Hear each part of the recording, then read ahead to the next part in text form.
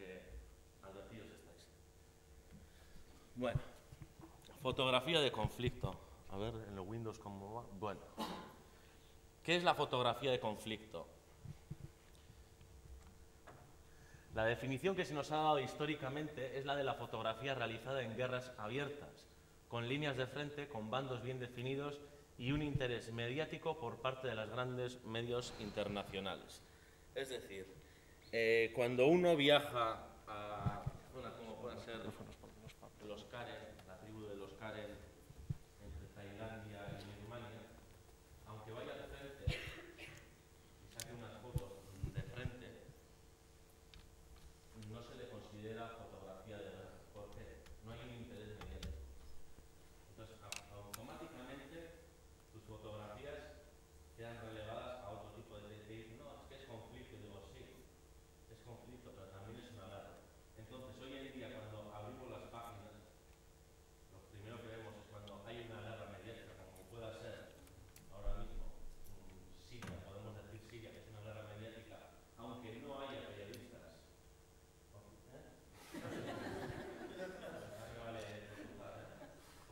Como estos que hablan en el TED.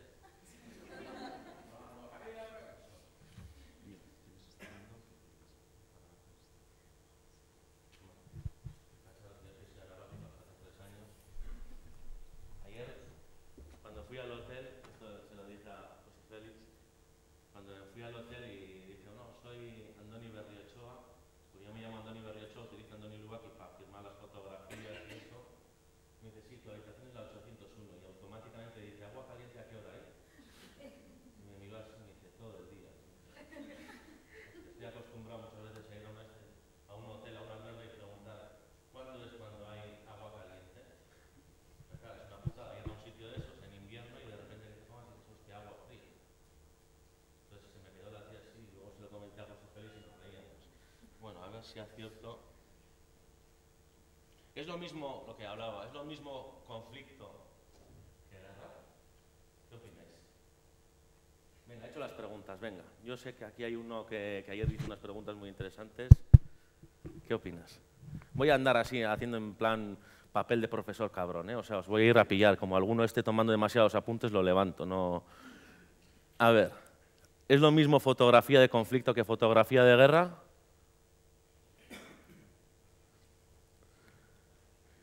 Toda guerra es un conflicto, pero no todo conflicto es una guerra. Es decir, se está haciendo en los últimos años muy buena fotografía de conflicto, muy buena fotografía de guerra, pero hay más mala fotografía de guerra que fotografía de conflicto. Es decir, ¿qué es un conflicto? Empezamos por definir una fotografía de conflicto. Una fotografía de conflicto la podéis sacar a unos cuantos metros, kilómetros de aquí. Un conflicto es que la gente, desde donde estamos, a unos metros, no tenga ni para comer, no le estén desahuciando. Eso es un conflicto. Aunque no haya un frente, se nos dice que con un conflicto tiene que haber un frente. Mentira. Eso es algo que desde los grandes medios nos han querido inculcar, que conflicto y guerra es lo mismo. No estoy de acuerdo. Y discuto mucho con mis compañeros cuando estoy trabajando. No es lo mismo. Empezamos a diferenciar eso. ¿Por qué no es lo mismo? Porque generalmente los conflictos no son mediáticos. Las guerras sí. Los conflictos pueden pasar nada más abrir la puerta de nuestra casa. Hay unos trabajos buenísimos, por ejemplo, que el gobierno francés ha intentado tapar, como sea, incluso dejándolo, que es un trabajo que luego os enseñaré, que es un trabajo de Arnaud Bach. No sé si lo conocéis, es un chaval de mi edad, muy joven, de Barcelona, que es fotoperiodista, hace estas fotos de prensa diaria, ruedas de prensa, eventos deportivos, y luego con ese dinero cogió, hace ya será 6, 7 años, en el 2008, 7 años, y se fue en la banlieue, que es toda la periferia francesa. No sé si os acordáis que hace unos 6 años así hubo unas protestas muy grandes, porque es la tercera generación de, digamos, inmigrantes, pero que han nacido ya en Francia y, sin embargo, viven una discriminación total y absoluta y su única meta en la vida ha llegado a ser recibir las ayudas del Estado y viven prácticamente sin trabajo. Eso es una fotografía de conflicto, eso es fotografía de conflicto. ¿Lo ha podido vender? Hasta que no ha ganado un premio, no le ha hecho caso absolutamente nadie. Incluso editores de revistas le decían, no, esto no existe. Esto no existe.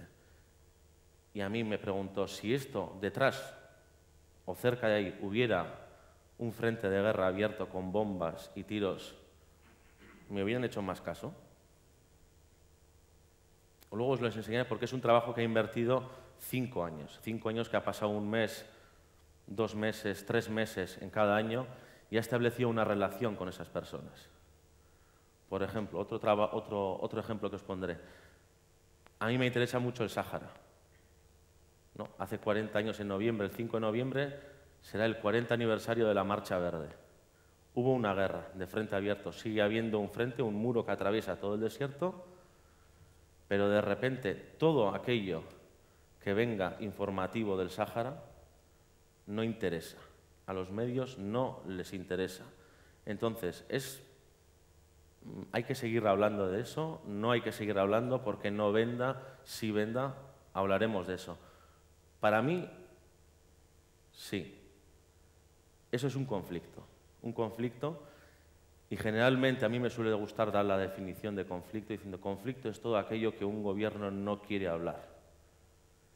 Las guerras, al ser más mediáticas, intentan apoderarse de un bando, de otro, llevarlo a su terreno. Un conflicto se les hace mucho más difícil. ¿Por qué? Porque no hay un frente definido, no hay unos bandos, es gente que se mezcla muchas veces con nosotros.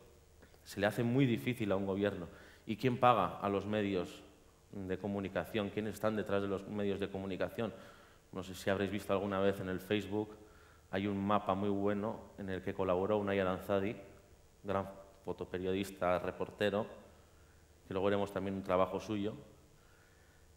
Está en el BBVA, Endesa, todas estas empresas grandes que al fin y al cabo tienen una convivencia con los gobiernos enorme y ciertos temas, sobre todo conflictos y no guerras, conflictos no los quieren hablar.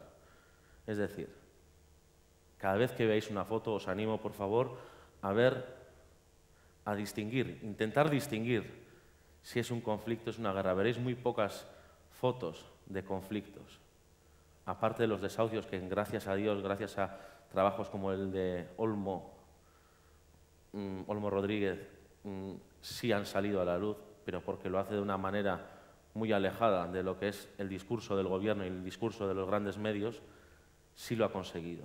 Pero no estoy viendo fotoreportaje de conflicto, que no de guerras, vuelvo a distinguirlo, a nivel europeo. Bueno, ¿sabíais, por ejemplo, que desde hace ya 4 años el gobierno alemán a todos esos refugiados que están llegando, y no estoy hablando del último éxodo de magnitudes bíblicas, los está metiendo, está restaurando antiguos campos de concentración nazi para meterlos ahí, ponerles una valla y decir, y que aquí no salgan para que no den problemas fuera, para que la gente no se mezcle con ellos? Hay un trabajo muy bueno de Peter Van Achmael, un fotógrafo de Magnum, en el que pudo meterse en uno de esos campos. A mí me suele gustar llamarles campos de concentración porque no pueden salir de ahí, están en unas condiciones bastante pésimas y eso está pasando en Europa. Y fue el primero que después de 6 meses de gestiones pudo entrar a un sitio así y decía que era dantesco, como uno decía, yo llevo 6 años viviendo aquí, sin papeles, me traen la comida, me traen la bebida, me dan agua caliente, no sé lo que va a ser de mí. Y decía, y empiezas a rascar, quitas un poco el papel que lo han puesto deprisa y corriendo y todavía aparece simbología nazi. Eso de que después de la Segunda Guerra Mundial desaparecieron toda esa simbología nazi, él me dijo, no es verdad. Sigue estando ahí, lo han tapado, pero lo han tapado con una fina capa de papel y sigue estando ahí. Es un trabajo que da mucho que reflexionar. ¿Qué es lo que estamos haciendo con todos esos refugiados que deberían de seguir viniendo, en mi opinión? porque están escapando del Estado Islámico, porque es atroz. O sea, si supierais o hablarais con alguno que ha vivido lo que es el Estado Islámico, se ponen los pelos de punta. Deberían de seguir viniendo. ¿Y qué es lo que estamos haciendo con esos? ¿Qué es lo que pueden esperar ellos de nosotros y qué podemos esperar nosotros de ellos? Eso es una buena metáfora de lo que estamos haciendo. Eso es un conflicto. Eso es un conflicto que estamos viviendo hoy en esta Europa nuestra grande, democrática, y no se ha hecho nada más que 10 fotos. Sí, pregunta.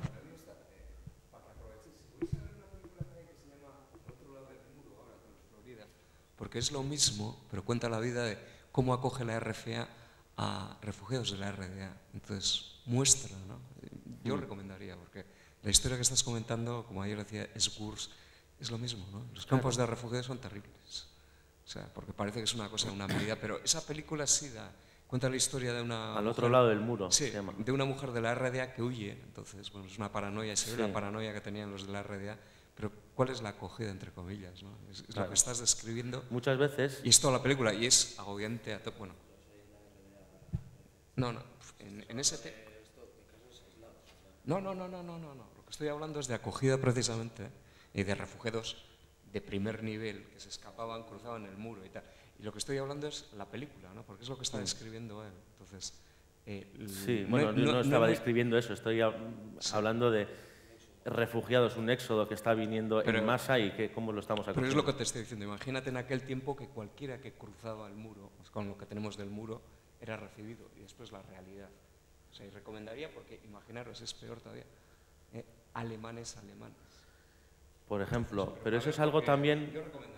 Eso es algo también que desde de las grandes empresas se ha incitado mucho, que es siempre en contar la realidad, intentar contar la realidad desde la ficción, pero siempre desde un lado, digamos, muy occidental. Pocos hablan de la gente de Alemania Federal que se pasaba a Alemania Oriental, que sí había. Y hay un libro muy bueno escrito en el que una persona normal, un trabajador de una fábrica de Alemania Oriental, hablaba de cómo él acogía a un montón de gente y luego había hecho una red muy grande de distribución entre toda Alemania de esa gente que se venía escapando. Quiero decir, puede estar de acuerdo o no, pero muchas veces la visión siempre se nos da desde un punto en el que el periodismo exige mucha, y la ficción, sobre todo hoy en día, en estos días, en estos días de tanta, digamos, es todo muy efímero. Twitter, escribimos en Twitter y al minuto está desfasado. Y esas ideas siguen viniendo y tal y como vienen, se van. Entonces, muchas veces, se enseña a mi madre, a ver si me he puesto los pantalones largos para dar la charla. No te digo yo, luego leías. Ayer cuando... No, esto es otra... Mi abuela me dice, bueno, ya me he enterado que vas a dar una charla y tal. Sí, voy a hablar sobre... Me da igual lo que vas a hablar, ponte pantalones largos. Así que, sacarme fotos y mandárselos, por favor. Decía que muchas veces se nos da el punto de vista desde solamente uno. Entonces, hoy en día exige toda esa rapidez, velocidad, exige también mucha parte de reflexión. Y es aquí donde entra el fotoreportaje o el reportaje, algo hecho más pausadamente, algo hecho contrastando las noticias, etcétera. Bueno, vamos a seguir hablando. Os queda... Esta es mi idea.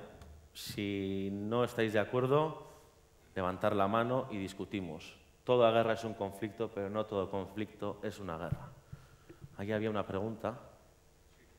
Una similitud entre los refugiados ahora, huyendo de esta guerra, y los refugiados de la guerra que hubo en este país, no hace demasiados años, y los campos de concentración como los acogían en Francia de tan mala manera. Sí, pero también Venezuela los acogía con los brazos abiertos. Sí. En esa época, sí. O sea, hay una especie de... Sí. Yo estoy recordando esos reportajes que me impactaron tanto de la huida de gente por Pirineos saliendo de aquí y luego los que volvían en la Segunda Guerra Mundial. Claro. La fotografía sigue, al ser un medio visual, es muy cíclico. O sea, repite muchos patrones.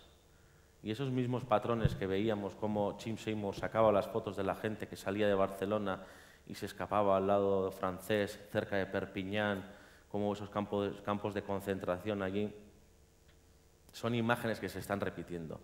Quizás las de ahora sean en color y las de entonces sean en blanco y negro, pero los patrones siguen siendo los mismos. La historia que cuentan muchas veces, aunque sean épocas diferentes, siguen siendo las mismas. Yo os voy a hablar de fotografía, aunque también escribo y hago vídeo, pero yo más que nada soy fotógrafo y te digo que sí estoy viendo, porque he visto mucha foto clásica y sí estoy viendo fotos que repiten patrones, una y otra vez, éxodos, éxodos. Sebastián Salgado tiene hecho un trabajo buenísimo sobre éxodos. Y al final es que muchas veces los encuadres se repiten incluso los gestos, se repiten los paisajes, se repiten incluso la luz. Entonces, tenemos que saber también que la fotografía es muy cíclica y que puede repetir patrones. Lo que no puede repetir, aunque sea una historia parecida, son los hechos concretos que está sacando esa fotografía. Para mí, lo que está viendo ahora es un conflicto, no es una guerra. La guerra la tiene en otro lado, pero es un conflicto. Bueno, seguimos. ¿Cómo trabaja un fotógrafo de guerra? En muchas charlas me suelen preguntar, ¿pero cómo trabajáis? Si llegáis allí, saltáis en paracaídas o cómo va esto. No, hay cosas que me han preguntado que no, luego ya las citaremos, pero requisitos para ir a una guerra. Sé que alguno de los de aquí ha estado en algún conflicto y esto es algo que bastantes veces me suelen preguntar, ¿qué es lo que lleváis? ¿Con qué equipo trabajáis? Bueno, 6 cosas. Equipo básico, dinero, contactos sobre el terreno, background, logística y contactos externos. Equipo básico, lo que suelo llevar yo. Equipo fotográfico necesario son 2 cuerpos, 2 cámaras. ¿Por qué? Porque es muy fácil que se rompa una. Pensar que las condiciones en las que estamos trabajando no son las mejores, hay frío, hay humedad, llueve, hay arena y eso al final se va haciendo una especie de costra en tu cámara y muchas veces se suele estropear, muchas veces.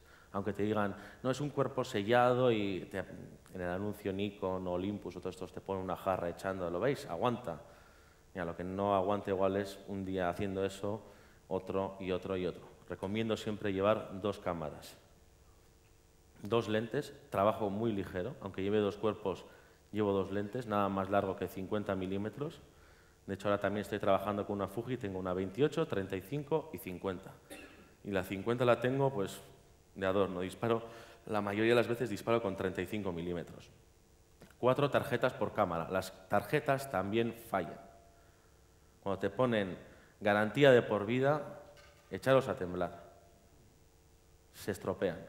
Y si podéis llevar cámaras que tengan doble ranura y las fotos que estáis haciendo tengan una copia de seguridad, utilizarlas. Meter tarjetas que tengan mucha capacidad, porque no hay cosa que más fastidie que cuando tengas la foto, o sea, la tarjeta terminada, pase algo delante tuyo. ¿Alguna vez has perdido alguna foto importante? No, estuve a punto de perderla y un compañero me dejó una tarjeta y fue de hecho la primera foto, digamos, de conflicto que saqué, que luego os lo enseñaré. Fue la primera que saqué y gracias a que ese compañero dijo, ay, no quiero sacar esta foto, toma la tarjeta y pude hacer la foto. Pero estoy hablando del año 2008, justo cuando estaba empezando con la fotografía digital. Todavía tiraba con analógico y todo, pero llevar siempre tarjetas. No son caras. Si los comparáis con los antiguos carretes, revelado, positivado y todo eso, una tarjeta de 32 gigas no es cara con todas las fotos que podáis meter dentro.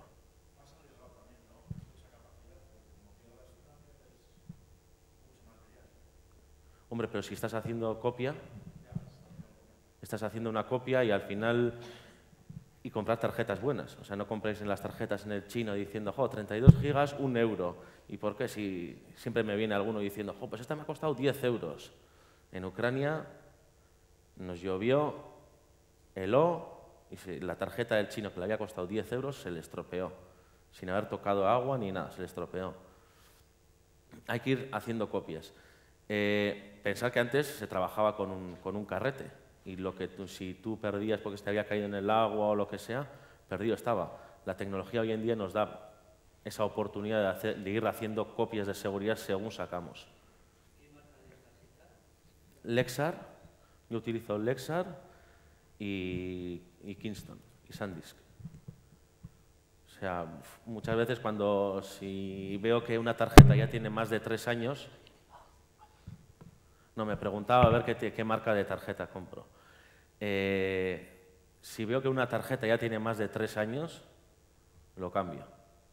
Ya no me fío mucho. Eso de garantía de por vida, no me... Intento también comprar Compact Flash. O sea, como estoy trabajando con la Fuji, compro las SD. Pero son más baratas, pero también son bastante más blandas. O sea, se te cae al suelo, lo pisas y se rompe. Y con las tarjetas, digamos, Compact Flash no pasa eso. Pero no escatiméis. O sea, cuando vais a un sitio así, la cámara sufre muchísimo, muchísimo.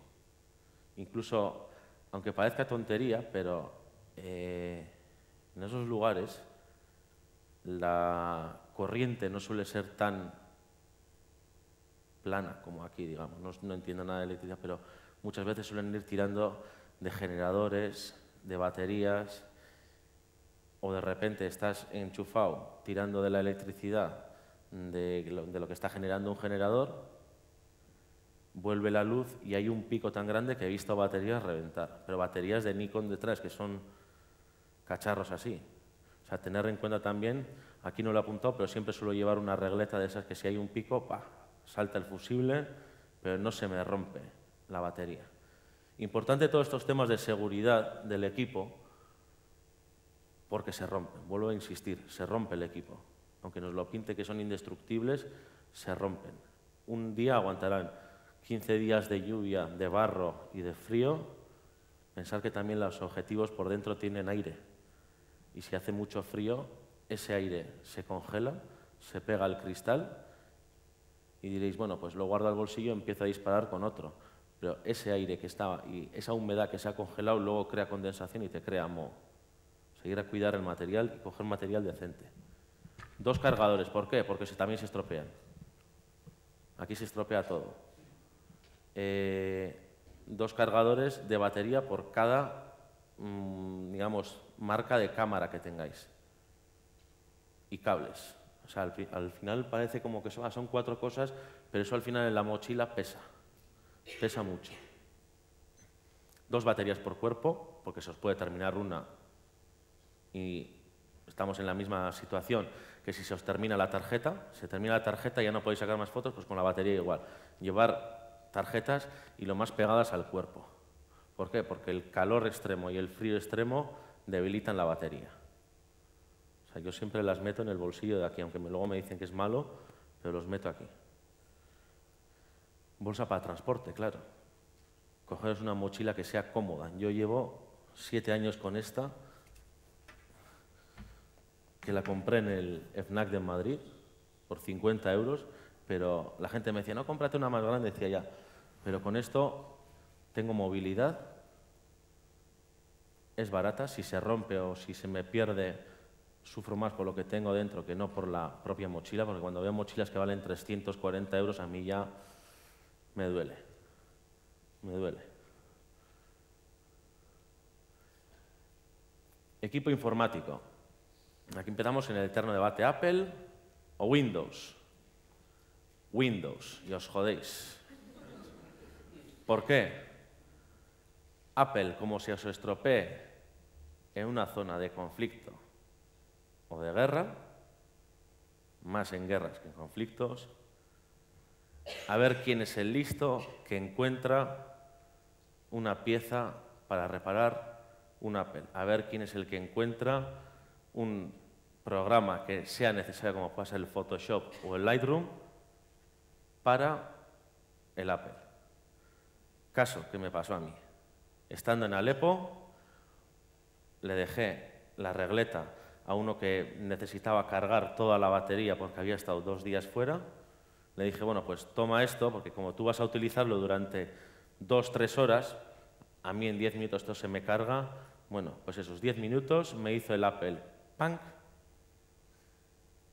Perdí fotos de 3 días, y eso es algo que me fastidia mucho, y me quedé sin ordenador y decía, bueno, me va a costar 250 euros, volver a Turquía, comprar un ordenador y otros 250 euros, volver. La rapidez del ordenador también es importante, porque las agencias te dicen, no, si has terminado a las 8, a las 8:30 quiero las fotos ya, que entran para mañana. O sea, eso es breaking news, o sea, saca las fotos y los mandas. Y como sea un netbook de estos que solamente para ponerte hola tardan media hora, pues se acabó. Y al final tuve que solucionarlo pagando a una persona que tenía acceso a la zona de Bashar al-Assad para que me comprara un ordenador Windows y a otro para que me bajara el Photoshop y el Lightroom. 600 euros. Y cuando los otros que tenían Windows, venía una persona hacia atrás con un destornillador, no, esto le cambio la memoria RAM, te está faltando, vale, meto todos los programas y ya está. Con lo cual, desde entonces trabajo con Windows. ¿Cómo lo haces por internet en una zona de guerra en la que, evidentemente, conexión cero, wifi cero, tienes algún aparato para conectarte y qué programas es el para mandar las fotos? Si sea lo más rápido posible. Email. Todos te piden que mandes por email o por FTP. No. El WeTransfer, todas estas agencias las pasan al spam. ¿Por qué? Porque cuando tú les dices, oye, tengo este tipo de fotos, ¿me dejas mandártelo? Ellos directamente te aceptan para que no vayas tú al buzón de spam. O sea, primero tienes que contactar con ellos a través de un email personal y ellos te dan luego un acceso al email de la agencia o al FTP de la agencia y te dan permiso. Bueno, tu contraseña es esta en el FTP y todo lo que no venga con tu nombre y tu contraseña va al spam. ¿Por qué? Porque lo que no quieren es que el que tenga contacto en Siria o en Turquía, si se va a Guatemala, mande también el mismo diciendo, ¿y este quién es? Porque como hay tantos colaboradores, dice, no, primero te tengo que dar permiso. Y si no, email. En los sitios donde estamos, al final, estaba preguntando a ver cómo hacemos cuando estamos trabajando en esos lugares para mandar las fotos, a ver cómo nos conectamos por internet. Yo he tenido un Vegan de estos. Un Vegan es digamos, una especie de ordenador sin pantalla, pero que te conectas a internet por satélite. Entonces, el Mega, creo que la última vez el Mega estaba a 30 euros. Si tienes que mandar 10 fotos de mega y medio a 2 megas, haz cálculos de lo que te cuesta. Claro, en esos casos quedas con la agencia diciendo, oye, me tienes que pagar porque si no, si te tengo que mandar las fotos ya estoy perdiendo dinero yo. Lo que pasa es que ahora se hacen usos compartidos de internet por satélite.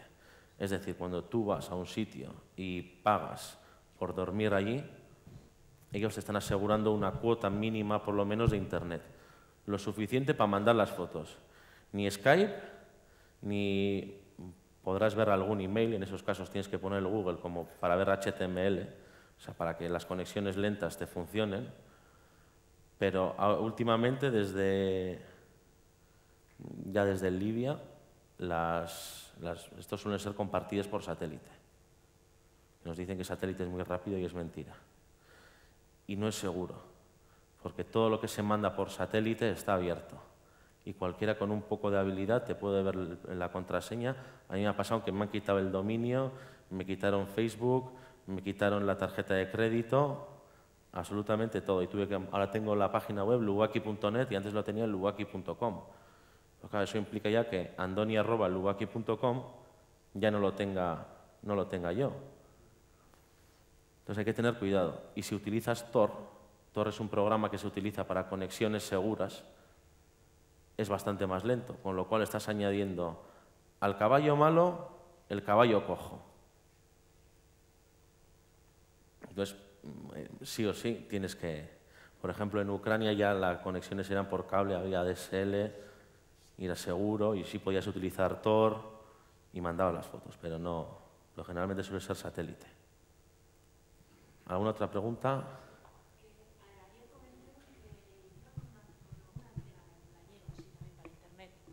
Sí, eso es satélite. Ah, eso es satélite. Sí, eso es satélite. Satélite hay diferentes... Como la tecnología va evolucionando, digamos que es... luego os enseñaré. El Vegan es un cacharrito así, que pesa 5 kilos. Se abre, tú tienes que ir a cielo abierto, calcular la latitud en la que estás y según eso te dice cuántos grados tienes que poner y tienes que ponerte mirando según país, si al este, al oeste, al sureste, para que tengas que coger el satélite directamente. No sirve de nada si el satélite está ahí y tú estás mandando para allí. Y si está nublado, pues la conexión es más lenta. Las antenas es un invento militar como todo, ¿no? Pero que lo utilizan mucho los de la BBC, Reuters y todo eso, porque al tener esa antena parece ser que está alimentada con muchas baterías y todo eso, tiene bastante más fuerza. Tiene más fuerza, manda las ondas bastante más deprisa, con más fuerza, no hay interrupciones, se utiliza mucho para conexiones en directo. Cuando veis que hay uno diciendo conexión en directo desde el frente de Mosul y hay uno de la BBC hablando y dices, joder, si es como si estuviera retransmitiendo desde el portal de mi casa. Y hay otros, los más pobres, los que tienen que utilizar el Vegan, y hay muchas veces, no os habéis fijado, que se ve cuadriculado, de repente se para y se queda con un gesto así como... Pues eso es porque está utilizando el Vegan, porque no tiene tanto ancho de banda como va a tener el otro. Bueno, sigo. ¿Preguntas? Ir preguntando. ¿No hay preguntas? Qué bien explico. Pues eso, Windows. Un ordenador suficiente, pero que sea Windows. 2 cargadores, también se estropean los cargadores. 2 discos duros, el interno y uno externo.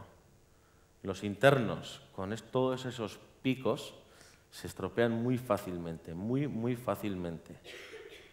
Y ya cuando empezáis a oír una vibración un poco rara y que hace... dices, está en las últimas. Conozco a uno que lleva hasta discos duros internos, pero sin abrir. O sea, es decir, si se le estropea, lo mete. O ya empieza a escuchar que está renqueando. Yo cambio cada año el disco duro interno, porque no me fío de los picos. Sobre todo lo cambio cuando estoy aquí. Digo, ojo, pues ahora la siguiente, no tengo varios proyectos, pero una de las siguientes en las que temo por mi ordenador es en el Sáhara. En el Sáhara, en los campamentos, la luz que les llega viene de Argelia y viene con una potencia tan grande, o sea, no está ni limitada ni nada, y suele haber tantos picos que se estropea, y con mucha facilidad. Yo he ido a tocar un ordenador Apple y me ha dado un chispazo del copón, de la cantidad de electricidad estática que suelen coger. Otros llevan también protectores, porque muchas veces no podemos trabajar en mesas, tenemos que trabajar apoyados en la pared y con el ordenador aquí, y dará risa, pero después de 2-3 horas escribiendo y retocando fotos, los huevos te duran un montón por la electricidad estática. No, en serio. Y hay gente que lleva hasta protectores y sabe que, sobre todo los pobres, los que no podemos permitirnos hoteles o encontrar una mesa y todo eso, nos tenemos que poner en una esquina, alargar las patas y trabajar allí, y hasta que ya nos dimos cuenta diciendo, joder, me duele un montón, y pues a mí también. Y decía, pues ¿de qué será? Y luego nos dijeron que era eso. Lector de tarjetas, primordial. No hace falta decir más. Importante, hay gente también que lleva 2 porque se estropean, pero un lector de tarjetas lo puedes encontrar hoy en día en cualquier lado. Eso es lo bueno. Discos duros y todo eso es un poco más difícil, pero en cualquier tienda de chinos que pueda haber en Turquía, en Irak o lo que sea, o en Egipto, tenéis lectores de tarjeta. Importante, USB con sistema operativo y software. ¿Por qué? Imaginaos que os estropea el disco duro. Como tengáis que empezar a bajar el Windows con la conexión que hay allí de Internet, pasáis una semana sin trabajar. O sea, suelo llevar aquí, no sé si os habéis fijado cuando hemos estado intentando... No sé dónde está, bueno, tengo ahí un USB que tengo todos los programas. Absolutamente todos. Y tengo un apartado con una copia de mi sistema operativo, con lo cual si se me estropea el disco duro, lo único que tengo que hacer es cambiarlo, le meto y recupero, y en 1 hora sigo trabajando igual que antes.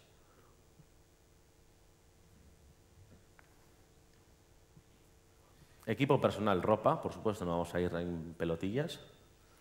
Pasaporte y fotocopia. ¿Por qué? Porque hay veces que el pasaporte se lo puede quedar el policía de turno y te empieza a decir, no, me das $200 y te devuelvo el pasaporte. En cambio, si tenéis una fotocopia compulsada, da igual, compulsada por vuestro colegio. Porque cuando estáis en la frontera de algún lado, como vean Urretxu Zumarragako ikastola, les parece que es el gobierno y ya da igual, echarle un sello, da igual, serio. Lista de teléfono, tanto en el móvil como en papel. ¿Por qué? El móvil se os puede caer, se os puede terminar la batería, etcétera, etcétera. Llevarlo también en plan analógico. Papel, boli y apuntar los teléfonos, tanto externos como internos. Llegaré a explicar. Material de aseo, por supuesto, paso a explicarlo. Chaleco antibalas y casco, no a todos, pero sí es recomendable. Por ejemplo, si se va a trabajar para la agencia, ellos te dicen, ¿tienes seguro? ¿Tienes chaleco? ¿Tienes casco? ¿No tienes alguno de estos? Pues no trabajas para nosotros. Es muy caro, pero podéis pedírselo a alguien. Reporteros Sin Fronteras, que no comparto su ideología, explicaré por qué, tiene unos... Sí, tienes que dejar 500 euros de bote, o sea, como de fianza, y ellos te lo dejan. Yo estoy dispuesto a dejároslo, no tengo ningún problema. Luego me lo devolvéis y os voy a pedir unas birras y una cena. Pero son caros y tampoco hay que escatimarlo. Hay diferentes niveles, desde el 2, 3, 3A, 4, 4A. Y luego, aparte, les podéis meter placas. La tecnología ha avanzado mucho y se venden ya materiales muy resistentes y muy ligeros. Cuando compré yo la última, que fue en febrero de este año, porque la anterior me la birlaron, lo que había pagado yo por un nivel 3, que eran 1.200 euros, esta vez he pagado por el chaleco y 2 placas de nivel 4, 700 euros. Y encima los hacen ahí mismo, en Cantabria. De un tío un poco fachilla, pero bueno, me los deja a buen precio. Y la diferencia es, él tiene un Dragunov en el campo de tiro y disparó con un Dragunov a la misma placa que yo me iba a meter de 100 metros y aguantó. Aguantó, eso sí, no quiero saber cómo tiene que quedar el cuerpo del tío porque la placa estaba así. Diciendo, no, herida no tendrás, pero tendrás una hostia en el esternón de puta madre. Teléfono y cargador. Si me gustan mucho los smartphones, estoy en Twitter, Facebook, pero si podéis llevar uno de esos del Pleistoceno con pantalla en blanco y negro, llevároslo. Son más resistentes. Tarjetas SIM, porque en las iPhone te dicen, no, es que si una nano SIM, que si la micro SIM, hay veces que no tienen en todos los lados. Entonces lleváis una que os cuesta 10 euros y os pueden, digamos, piratearlo. ¿Qué es piratearlo? No es liberarlo. Liberado lo tenéis que llevar ya de por sí. En Turquía, en Irak y en todos esos países, cuando entráis con un móvil, tenéis que registrarlo en la policía. Os cogen el número que tenga, digamos, la matrícula del móvil y eso os da acceso a utilizar ese móvil en todo el país indefinidamente. Pero tenéis que pagar 100 o 150 dólares. Dicen que es para evitar el terrorismo, es para recaudar más impuestos. Entonces, ¿qué es lo bueno? Vais a Turquía, compráis un Nokia de estos que tenía el Snake por 10 euros y esos teléfonos están liberados y abiertos para cualquier país del mundo. Y la batería os dura 4 días. No tenéis WhatsApp, no tenéis Facebook, no tenéis Twitter, pero para llamar es lo más cómodo. Y aparte, si se os estropea la batería o etcétera, las baterías de Nokia y los cargadores de esos de punta fina o punta gorda os los venden en cualquier lado. Ir a buscar, digamos, lo cómodo para vuestro trabajo. Pensar que todo se os puede estropear. Tenéis que pensar eso que se os ha estropeado, cómo lo podéis arreglar o cómo lo podéis sustituir. Teléfonos viejos, cámaras, no, si una Nikon igual si os estropea, yo no lo llevaría a arreglar, pero podéis compraros una compacta allí y con una compacta se puede trabajar muy bien. Y material de entretenimiento, libros, cartas. ¿Por qué? Porque os vais a pasar más tiempo esperando a que venga el avión o que esperando a que venga el traductor o que el taxi o lo que sea. Y en los momentos es también un poco por salud mental, empezáis y no voy a vender, entráis en un ciclo, en una espiral en la que la energía que tenéis, si habéis llegado con energía 110 de 100, os hace así. En las horas de espera, a mí sobre todo me hace... Entonces, entreteneros, como sea, con libros, con cartas, con juegos, me da igual. Parece algo superfluo decir, este tío está loco, ¿cómo va a llevar unas cartas? Cuando tengáis que esperar 24 horas en un sitio porque el avión se ha retrasado y tal, yo he llegado a esperar hasta 6 días en Argel. 6 días. Me pusieron en hotel, pero no llego a llevar los libros y a mí me da un jamacuco ahí. Porque me decían, no puedes salir del hotel porque en cualquier momento viene el avión para llevarte. Entonces estás metido en un hotel de mierda, vamos a hablar claro, que no te están dando bien de comer y como no tengas nada con que entretenerte y salir un poco a la calle, te vuelves loco. Aparte, ahora hoy en día con los Kindle podéis meteros 1000 libros y os dura la batería 1 mes, 2 meses. O sea, no es excusa para no llevar. Y aparte que hay que leer, joder. Dinero. Hacer cuentas de supuestos gastos. Yo cuando tengo que ir a un país digo, bueno, ¿cuánto me va a costar el billete, el seguro? Importante hacer seguro, aunque sea de viaje, que cuesta, cuando vais a viajes, si os cuesta 15 euros y si os demora el avión o se os demora o no trae el equipaje, hay un seguro ahí que dices, ponme un hotel, que estoy sin maleta o lo que sea. Funciona.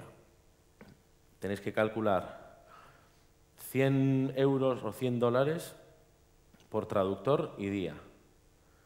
Seguramente unos 50, 100 por el chofer. Si podéis conseguir un chofer que sea traductor, eso es como si os tocara la lotería. Y si encima es buen chofer y buen traductor, no le deis el número a nadie.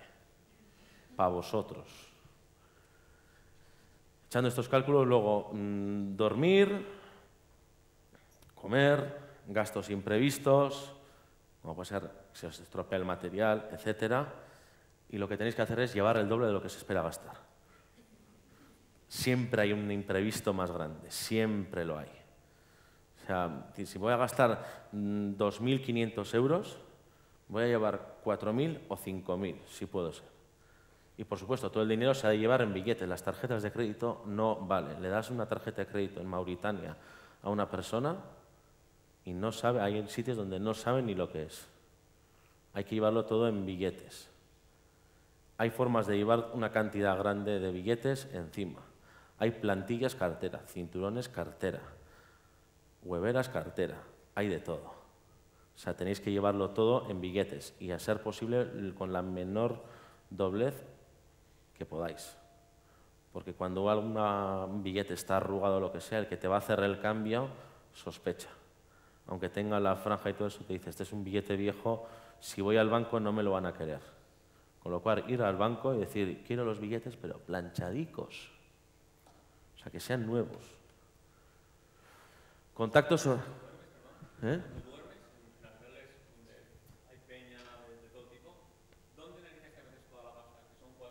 Yo lo llevo siempre encima. Cinturón, en los calzoncillos, en la plantilla y luego, claro, no lo dejo en la taquilla de abajo. Esto tiene forma de colchón. Lo utilizo como colchón para tener todo el dinero aquí. Esto tiene sus recovecos y lo llevo siempre encima. Y si sales a terreno, claro, el problema es si te atracan. Encima. Porque si llevas toda la pasta encima, llevas 5.000 euros... No lo llevo todo en el mismo sitio. Les das un Si poco te entran, hombre, siempre tienes que llevar un señuelo. Una cartera, por ejemplo, con 2 billetes de 50, 2 de 20 y 1 de 10, que aunque sean 150, dicen, hostia, esta es la cartera buena. Y le dicen, el resto en el hotel. El resto lo tengo en el hotel. Y pierdes 150, pero no pierdes 4.000 o 5.000. O sea, hay que buscar esos truquitos ahí. Una tienda buena es la tienda del espía, porque te vende un montón de bolsillos y tal, está guay. Sí, eso es cuentas con que te van a robar. Ahora, lo que tienes que hacer es intentar que te roben lo menos posible. No llevar nada caro, llevar un reloj de estos del Decathlon de 9,95 y el pulsómetro lo tiras. Bueno, pues móviles viejos, siempre recomiendo viajar muy low profile, o sea, no vayas a hoteles caros, aunque si alguna vez tienes dinero no te aconsejo. ¿Por qué? Porque los fixer, los traductores, te van a cobrar más. No lleves ropa cara, lleva ropa. Incluso conozco a uno que va con el equipo fotográfico en una mochila, no factura, y llega allí y se compra la ropa allí. Dice, y luego ya cuando me voy, pues ¿por qué? Porque la ropa en algunos sitios no, pero en otras es muy barata y compras la misma ropa que allí. Y según tus rasgos físicos puedes parecer más de allí o no, pero intentas utilizar esa ropa. Hombre, si eres rubio de ojos azules y te vas a Afganistán y te pones una chila, pues no te va a funcionar, ¿no? Pero quiero decir, si te vas, por ejemplo, al norte de Argelia o Turquía, a mí no sé por qué, pero me confunden por turco. Y he estado en sitios así un poco complicados, que lo que he hecho es dejar la ropa en casa de un amigo, todo lo que tenía valor para los de allí en casa de un amigo, y comprarme ropa. Yo es que no tengo un bañador comprado aquí, lo digo ahora. Todos mis bañadores son feísimos, porque me los he comprado allí al final, pues para ir a disimular, pues me voy un poco a la playa, descansas, pero te compras el bañador ahí, porque como te vean con un Quicksilver, o incluso Zara, que Zara en esos países es como lo más de lo más, pues llamas la atención. Bueno, contacto sobre el terreno. Voy a ver un poco de agua como hablo. Ir preguntándome, ¿eh? ¿No hay ninguna otra pregunta? Explico todo tan bien como... Le voy a José Félix atento ya como un set terrain con el micrófono, a ver quién tiene una pregunta.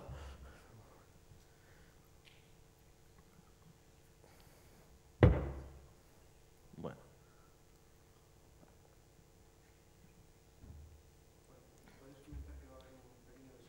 Ah, sí, a las 11, bueno, en 6 minutos habrá un descansillo. No, ya sé, a las 11:30 así haremos, sí.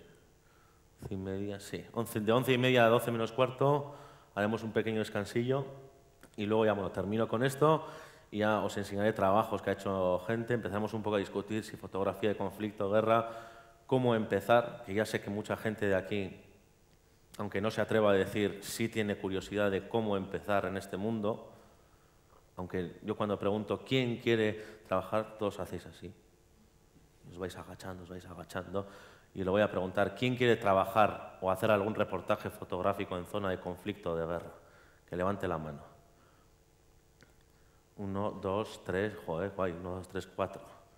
Vale, pues al final, después del descanso, suelo dar consejos, cómo conseguir contactos, tanto sobre el terreno como en medios de comunicación, que no es tan difícil. La gente piensa que un email de un editor de Associated Press es la llave a la gloria. No es así. Y dice, no tengo nada que esconder. O sea, podría dar los emails. Lo que pasa es que si yo doy los emails así como así, luego te dicen, oye, te preguntan, ¿y quién te ha dado? Y tú le dices, Andoni Lugaki. Y me bloquean también aquí. Hay maneras de conseguir sus emails y luego lo explicaré. Bueno, tener tanto en el móvil como en papel contactos de gente sobre el terreno. ONGs, Fixer, cuando yo hablo Fixer es el traductor y el que te soluciona los problemas. Generalmente suele ser un periodista local que decide trabajar de traductor para periodistas extranjeros y suele estar muy enterado de lo que está pasando. Si ha habido una bomba o tiene el contacto de un tío que te puede dar una entrevista, él tiene los contactos y aparte es traductor. Importante siempre conseguir un buen fixer. Los buenos fixers están muy cotizados. Conozco desde gente que está cobrando 150 dólares el día hasta gente que ha cobrado $1000 el día. Es una pregunta sobre contactos de terreno. Antes has estado hablando de la ropa y tal, ¿no? Sí. Como indicador, vamos a decir, ¿no? Inglés. O sea, ¿Qué nivel de inglés tienes que tener después en ciertos escenarios? Quiero decir, tipo de inglés que hables es americano, bla, bla, bla, o World English. ¿Cómo va todo ese tema? También la preparación que necesitas, nivel... Yo inglés no tengo ni first, o sea, de hecho no tengo ni universidad. Yeah.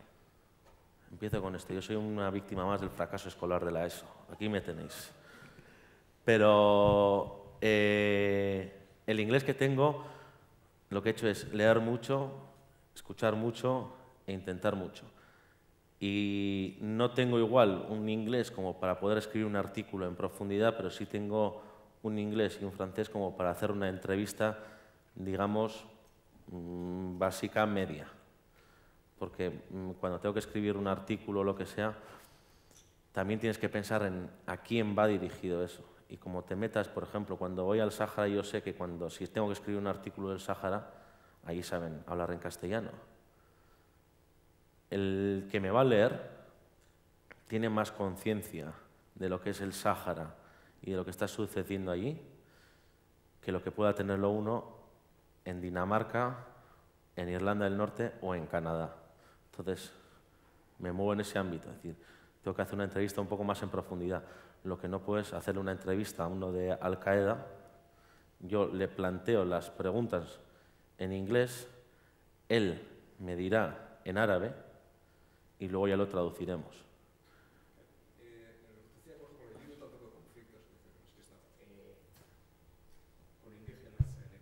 Sí. Si entras con inglés americano a alto nivel y siendo periodista, quiero decir, el miedo que tienen es... ¿Para quién trabajas? Petrolíferas, allí no es la CIA. Ya. Pero como te vinculen con petroleras, Adiós. estás muerto.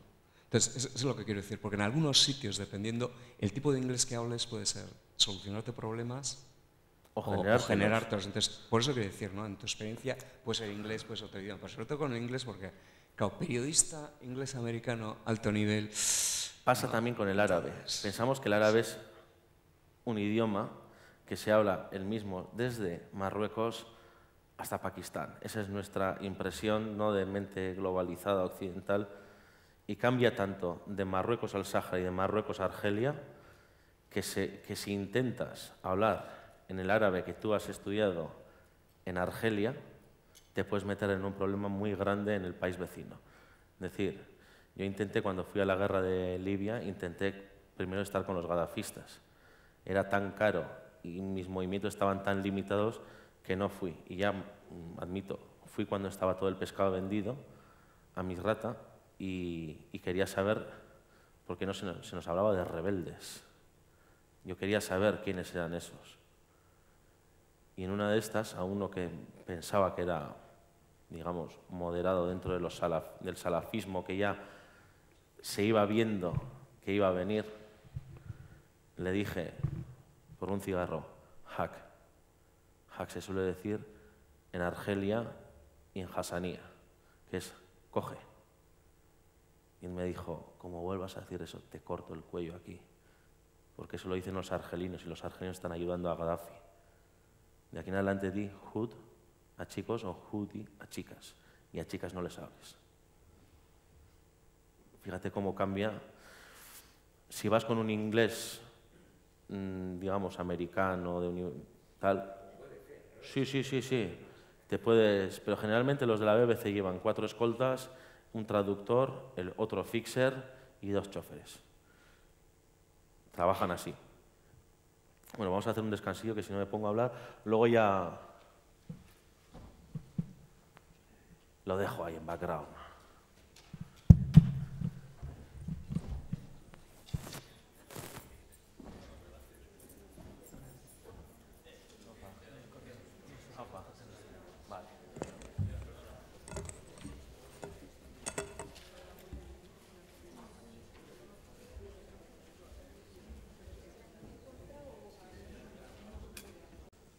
A ver cómo se pone esto ahora.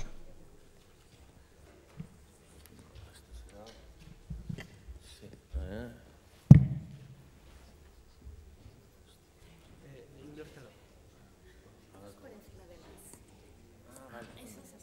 ¿Así? Así, y luego lo pongo así, vale. Se me oye, ¿no? 3 años de módulo de informática para luego no saber cómo se pone el micrófono, pero bueno.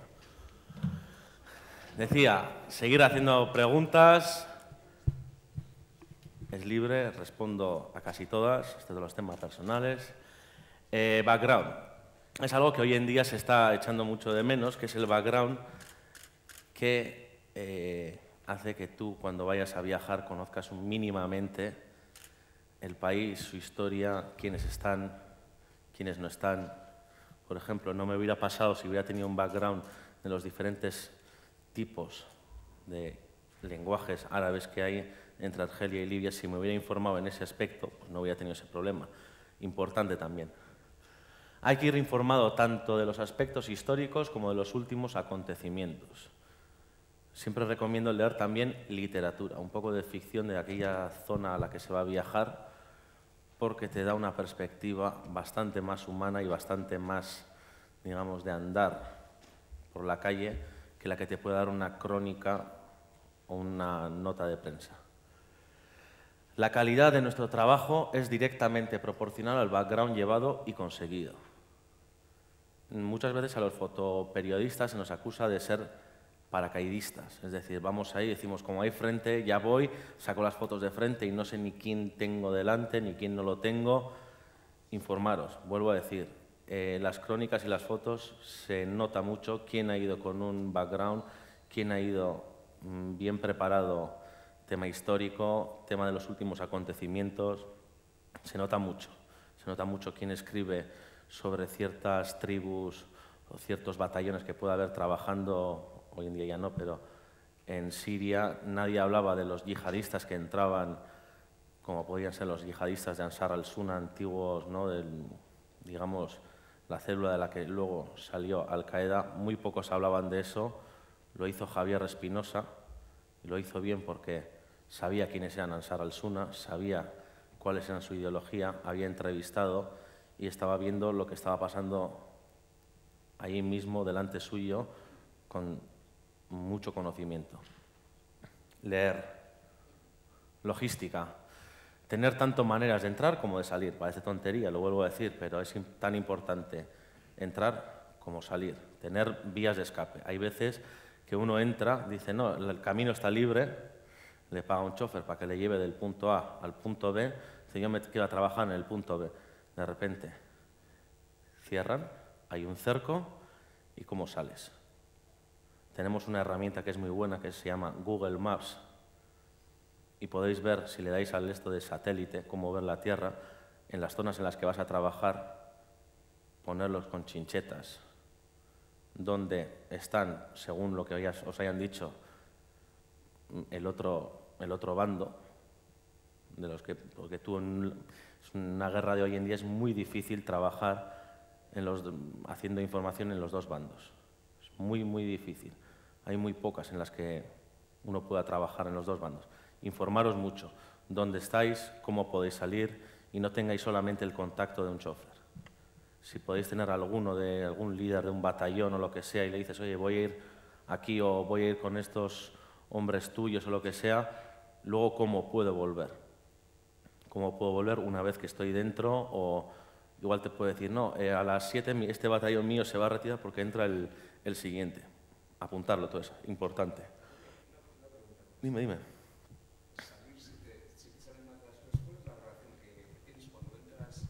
En un país con la embajada española al resto de embajadas de la Unión Europea. Porque con la embajada española no...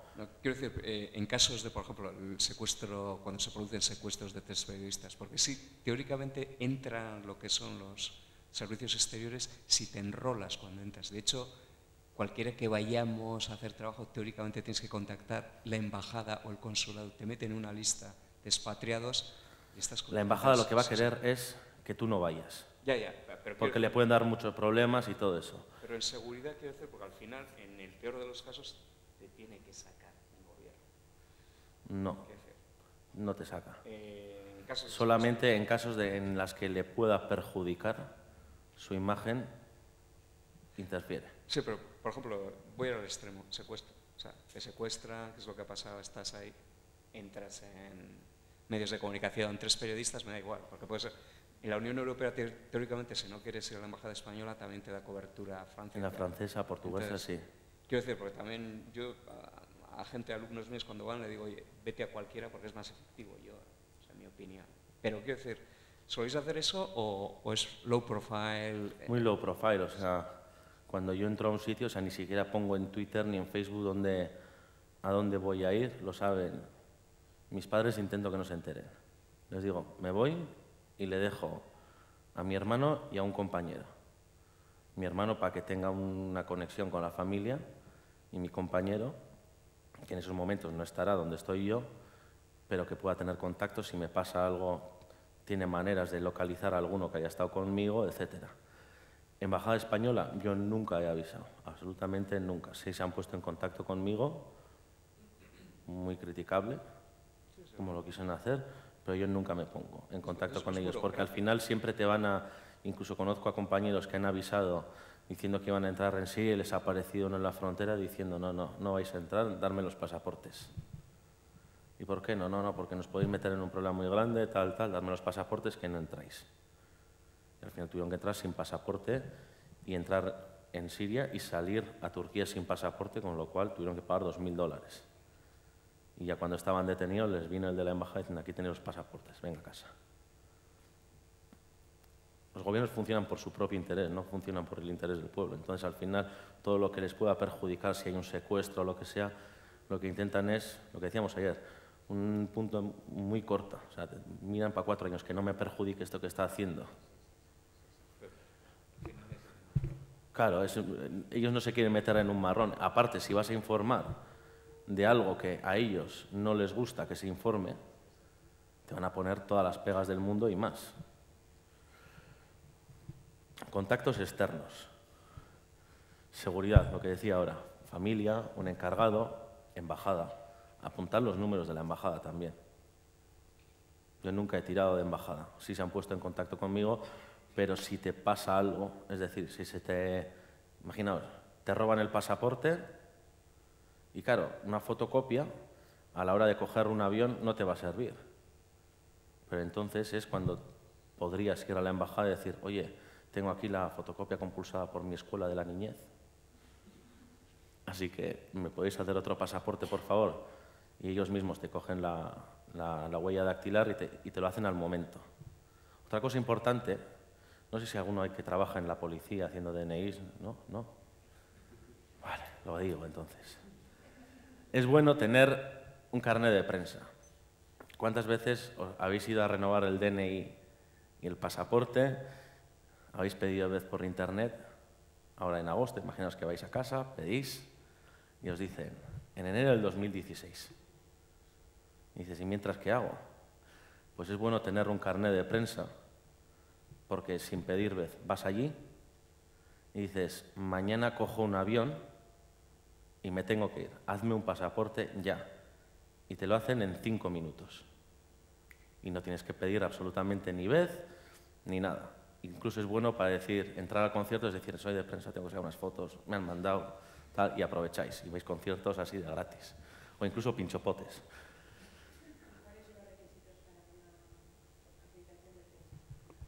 Afiliarte a algún sindicato. Hay también mucho timo en esto, porque, por ejemplo, hay una empresa que se llama Demotix que te dice, no, nosotros te hacemos una carnet de prensa, no tiene validez. Creo que hay una asociación de la que soy socio, que se llama EIGE, Euskal Informatzaile Grafiko en el Elkartea. Creo que se pagan 70 € al año y te dan 3 carnet, ahora os lo enseño, sencillos, y si os pasa algo, es decir, os roban una foto, cualquier historia, ellos también se hacen cargo, tienen un equipo de abogados detrás y se pueden hacer cargos. A mí cuando me pasó lo de Alepo, me robaron toda la cámara y se puso en contacto conmigo Rory Peck, una asociación que ayuda a autónomos que están trabajando en zonas de conflicto y si te roban, te pegan o lo que sea, ellos te dan dinero a fondo perdido para que tú puedas recuperar la cámara. A mí me robaron el chaleco, 2000 €, un disco duro, una Canon EOS 5 con un 35 1.4, 50 1.2, una maravilla de objetivo, y me lo robaron todo. Todo. Entonces tuve que ir a IGE, decirle, oye, ¿me podéis hacer un papel diciendo que a mí el día tal me pasó esto, me lo podéis mandar en un PDF y yo se lo mando. Entonces los de RoryPay me dijeron, mira, está pasando tanto que nosotros te podemos dar 700 euros, pero esta asociación holandesa te puede dar unos 2.000. Y al final te encuentras con 2.700 euros que dices, hombre, no tengo que volver a laminación ni a soldar, ni a trabajar de camarero para comprarme otra vez una cámara. Entonces es bueno estar asociado. Demotics no te hace eso. Demotics se han inventado ellos mismos un carnet de prensa en los que igual en algún evento pues sí te funciona, pero cuando vas a ir a... Encima está cogiendo muy mala fama. Cuando quieres ir al frente o lo que sea, te dicen Demotics. O sea, no es una agencia. Tú mandas las fotos y si ellos lo venden bien y si no, pues no. Es una especie de Flickr paralelo que se le han dado pues esto de... Se las dan de fotoperiodistas, pero no conozco a nadie que haya podido vivir un mes de Demotics. Le venden una foto en un año y te dan $50. El resto se lo quedan ellos. ¿Qué es lo que pasa? Que esa empresa funciona porque como tú te puedes apuntar por internet y de repente hay 250.000 que te mandan 2 o 3 fotos al día de un evento y dicen, oye, esto interesa. Y son 3 tíos que están en una oficina y dicen, vendemos esta foto, esta foto, esta foto. Vendemos 6 fotos, con lo cual nos lleva nuestra parte, nuestro día ya está hecho. Pero hay otros 250.000 que están mandando fotos y no hacen nada. Hay que tener cuidado. Luego explicaré cómo trabajar con esas agencias y andaré un poco más a prisa. Contacto empresa. Hay que tener también un contacto apuntado con el redactor y el editor con la empresa con la que estáis colaborando. Siempre digo, los buenos medios se preocupan por ti. Te llaman, te mandan un email, te dicen, oye, ¿estás bien? ¿Estás pudiendo hacer lo que acordamos? ¿Va todo bien? ¿Necesitas algún tipo de ayuda? ¿Necesitas tal? O sea, ir apuntado, pero también lo que decía antes, en papel y boli, porque los teléfonos también se rompen. ¿Cuántas veces habéis visto un iPhone con la pantalla rota? ¿Quién no ha visto un iPhone con la pantalla rota? Que levante la mano, por favor. Todos hemos visto, ¿no? Bueno, pues imaginaos que el iPhone sigue funcionando, pero la pantalla está tan rota que no podéis ver. Y dices, si tengo todos los teléfonos ahí, ahora aquí no tengo wifi para entrar en eso. ¿Qué hacéis? Tiráis de papel y boli. Está ahí, o sea, no ocupa nada más que una hoja y lo metéis en la cartera y ya está. No es gran cosa. Consejos. Es algo que cuando me hacen las preguntas, oye, ¿y qué consejos nos darías? Y muchas veces el mejor consejo que he leído lo dio, creo que era Jim Seymour, cuando murió en el 54, ¿no? Era una de los fundadores de la agencia Magnum, cuando un estudiante en la universidad le preguntó, ¿qué consejos darías a los que están empezando a sacar fotos? Y les dijo, compraros un buen par de zapatos, porque vais a tener que patear mogollón. Periodismo es patear las calles. O sea, periodismo no se hace solo con Twitter o no se hace con blog. Cuando estoy aquí tiro mucho de blog, tiro mucho de Twitter, tiro mucho de Facebook, pero cuando estás sobre el terreno estás pateándote las calles una y otra vez. Y compraros un buen par de zapatos no significa compraros los zapatos más caros que pueda haber. Compraros unos cómodos, adecuados a la zona donde vais. Yo tengo en la maleta unas sandalias de estas con suela de bota, de estas suelas Vibram, que llevan ya conmigo 12 años. Y están mi novia, mi padre, mi madre, mi abuela diciendo, pero échalos. Y digo, no, porque ya están tan viejas que no me la van a robar. Están adaptadas a mí y me han aguantado. Son los mejores pares de zapatos. O sea, me han aguantado desde el año, no sé si es 2002 o 2003, me han aguantado todos los viajes que he hecho. Son fáciles de limpiar, agarran bien el asfalto, la arena, tienen para mí todo. Y estoy buscando en internet alguna página que venda el mismo modelo para volver a comprármelo. Y es el mejor equipo que tengo. Esos zapatos a mí, porque puedo correr, son sandalias con las que puedo correr. Y eso es importante, un buen par de zapatos. Pero bueno, no me enrollo más. Cuando veáis que estoy hablando, hacerme así como diciendo, tío, no nos interesa, sigue para adelante, por favor. Hacer contactos tanto externos como internos antes de llegar a la zona de guerra. Investigar, leer. Todos los contactos, ayer lo decía, incluso los de Al-Qaeda y el Estado Islámico, están en Facebook. Todo batallón tiene su página web y su cuenta en Twitter y su cuenta en Facebook. Tan fácil como seguirles en Facebook o añadirles como amigo, decir, soy un periodista que quiere haceros una entrevista, tal, ¿por dónde os movéis? Darme el número del encargado de prensa. Y ya está. Otra es ONGs. O sea, estamos rodeados de ONGs que tienen contactos en esos países y que muchas veces están deseosos de conseguir buenas fotografías y no tienen dinero para mandar a un fotógrafo. Y tienen que andar tirando de fotos de móviles y de fotos de cámaras compactas sacadas por el mismo médico que está dando la vacuna a los niños. Contactar con, no ya solamente con médicos sin Fronteras, Cruz Roja, contactar, ahí tenéis Mundubat, Mugar y Gabe, tienen cierto tamaño, esas ONGs, pero no son grandes ONGs. Contactar con ellos, decir, tengo un proyecto de fotografía, de fotoreportaje, que tiene mucho que ver con aquello que estáis haciendo. Esta es mi idea, y si lo dais por escrito, me podéis dar, quizás no me deis un sueldo, pero me podéis asegurar una cama, logística, información sobre el terreno, porque las ONGs esas contratan a gente que es de allí, que son locales, que hablan el idioma, que hablan... Yo he tirado muchas veces de ONG. Luego les doy las fotos, les monto el vídeo y ellos encantados y yo encantado. Tirar de ONGs. Hacer un curso de primeros auxilios. También parece tontería, pero no. Cuando te disparan o cuando te has dado un golpe en la rodilla o cuando ves que no solo a ti, sino a un compañero le ha pasado que le ha reventado una mina, le han disparado, tienes que saber cómo taponar esa herida y también saber de armas. Saber que la Kalashnikov y la M16... al dispararse, la herida que hacen no es la misma. Es muy diferente. Unos chamuscan y otros no. Si son punta hueca o no. Si son las que marcan las balas o no son las que marcan. Causan heridas diferentes. Saber actuar en consecuencia sobre esas heridas. No es lo mismo que reviente un mortero al lado tuyo a 5 metros, a 20, que pises una mina. Las heridas son muy diferentes. La manera de hacer el torniquete es muy diferente y yo trabajo más seguro si sé que el de mi al lado ha hecho un curso de primeros auxilios. Incluso un golpe de una piedra en una manifestación, como te den el pecho y te deja sin aire, tienes que saber cómo reaccionar.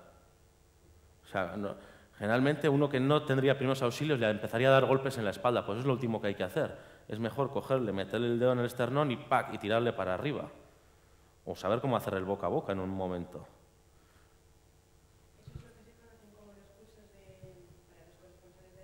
Sí.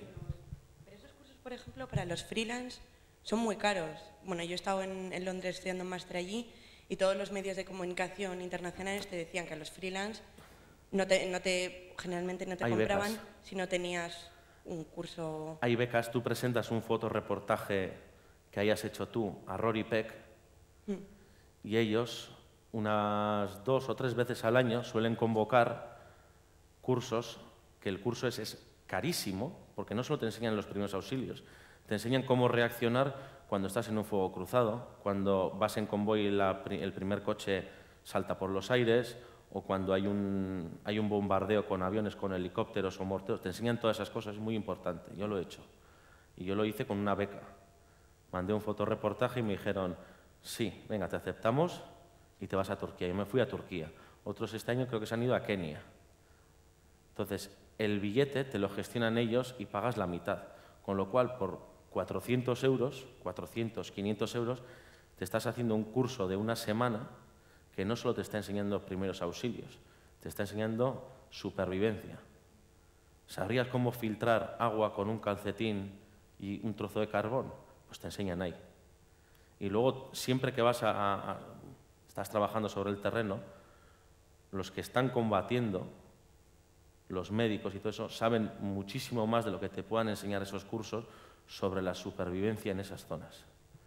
Yo donde más he aprendido ha sido con el Polisario, porque me han enseñado solamente con escuchar, saber si uno que está disparando está entrenado o no, si está asustado o no, en qué dirección, si hay un plan de combate en el otro lado. ¿Por qué? Ejemplo, el que está asustado va a mantener el dedo en el gatillo se le terminan las balas. Y el que está entrenado generalmente tiene menos miedo, porque sabe por dónde le pueden venir, dispara así, con el gatillo así. Porque el que está disparando, la Kalashnikov tiene mucho retroceso y al final, si estás disparando como en el equipo A todos los lados, pero a ningún lado. Y el que está disparando pone así, hace tra, porque las balas van mucho. Entonces dices, ojo que hay gente entrenada. O saber más o menos a qué distancia puede estar un sniper. Esto en Ucrania era súper importante. Si oías un... dices, está lejos, pero si oyes un... dices, claro, dices, hostias, ese está cerca. Cuidado. ¿Y por dónde he oído el silbido? Por ahí. Con lo cual puede estar por ahí. Ojo, que nos tenemos que echar cuerpo a tierra, no te lo eches ahí, porque igual estás a su vista. Échate para el otro lado. En un fuego cruzado hay que ir para un lado. Y si no sabes a cuál ir, tienes que ir al que más cerca esté. Puede parecer contradictorio, pero no lo es. Si te quedas en la mitad, te están lloviendo la de los dos. Si vas a un lado, te van a llover las que están más... o sea, solamente las de un lado. ¿Y por qué tienes que ir al que más cerca esté? Porque los que más lejos estén tienen menos probabilidades de matarte, aunque te puedan herir, que los que están más cerca. Una Kalashnikov es efectiva hasta 400, 500 metros. A un Dragunov ya a 1200, 1400 todavía te da. Entonces tienes que saber todas esas cosas. Y eso te pueden enseñar en estos cursos, pero cuando viajas, por ejemplo, es que es muy buena escuela ir a donde el Polisario.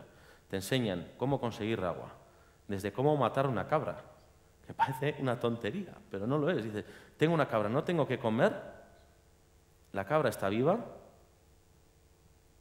o sea, ¿qué puedo hacer? Esto es comida con patas, está vivo. Pero tengo que saber matarlo y prepararlo. Es decir, ¿cómo haces fuego allí? ¿Cómo haces fuego sin mechero? Y te enseñan. ¿Cómo conseguir agua? Si hace mucho calor, ¿cómo te tienes que tapar? ¿Cómo no te tienes que tapar? ¿Dónde ponerte? Saber, viendo la arena, por dónde está viniendo el aire y si está el muro atrás. Todas esas cosas te lo enseñan. Y hay que mantener los ojos abiertos. Pero aprovecha para ir a alguno de esos sitios, si quieres meterte en este mundo, y aprendes con ellos. ¿Cómo llegar allí? Contactas con alguna ONG. Dices, bueno, o incluso con el Polisario. Aquí en Vitoria tenéis oficinas del Polisario donde tú vas y dices, oye, me gustaría dar clases de esto a este tipo de gente. Me dais comida, me dais un sitio donde dormir y solamente estando allí ya conocerás a alguno que te pueda llevar a un sitio, te dice, jo, yo di unas clases en el 2011 y me dijeron, no, mi tío es marroquí de los que no se quiso ir cuando soltaron a los presos y está viviendo en Dakhla. Contacté con él y me ha dado tantos contactos que al final te van viniendo las historias y te van enseñando cómo sobrevivir en esos sitios. Importante, no gastéis dinero en un máster como puedan ser los de EFTI. Sé que me pueden partir la cara por decir esto, cuestan 7.000 euros y con esos 7.000 euros os podéis hacer 3 viajes en los que vais a aprender muchísimo más que estando un año recibiendo charlas como pueda ser esta. Sí, aquí yo os estoy dando unos consejos, pero al final donde vais a aprender es poniendo las piernas sobre terreno, hablando, sacando fotos, así es como vais a aprender. O sea, yo os aconsejo no gastaros dinero, ni siquiera en el equipo, en la cámara de fotos. Esta cámara con la que trabajo ahora, que en su momento era muy cara, hoy en día la podéis encontrar en eBay por 300 euros. Y el objetivo lo compré de primera mano y cuesta 180. Y con esto podéis hacer unas fotos de la hostia. Con lo cual, con otros 1.000 euros, podéis iros a Marruecos. Intentar viajar solo. Intentar viajar solos porque es cuando se aprende, porque cuando es uno cuando consigue contactos con la gente de allí, más directos. Si vais con un amigo, al final,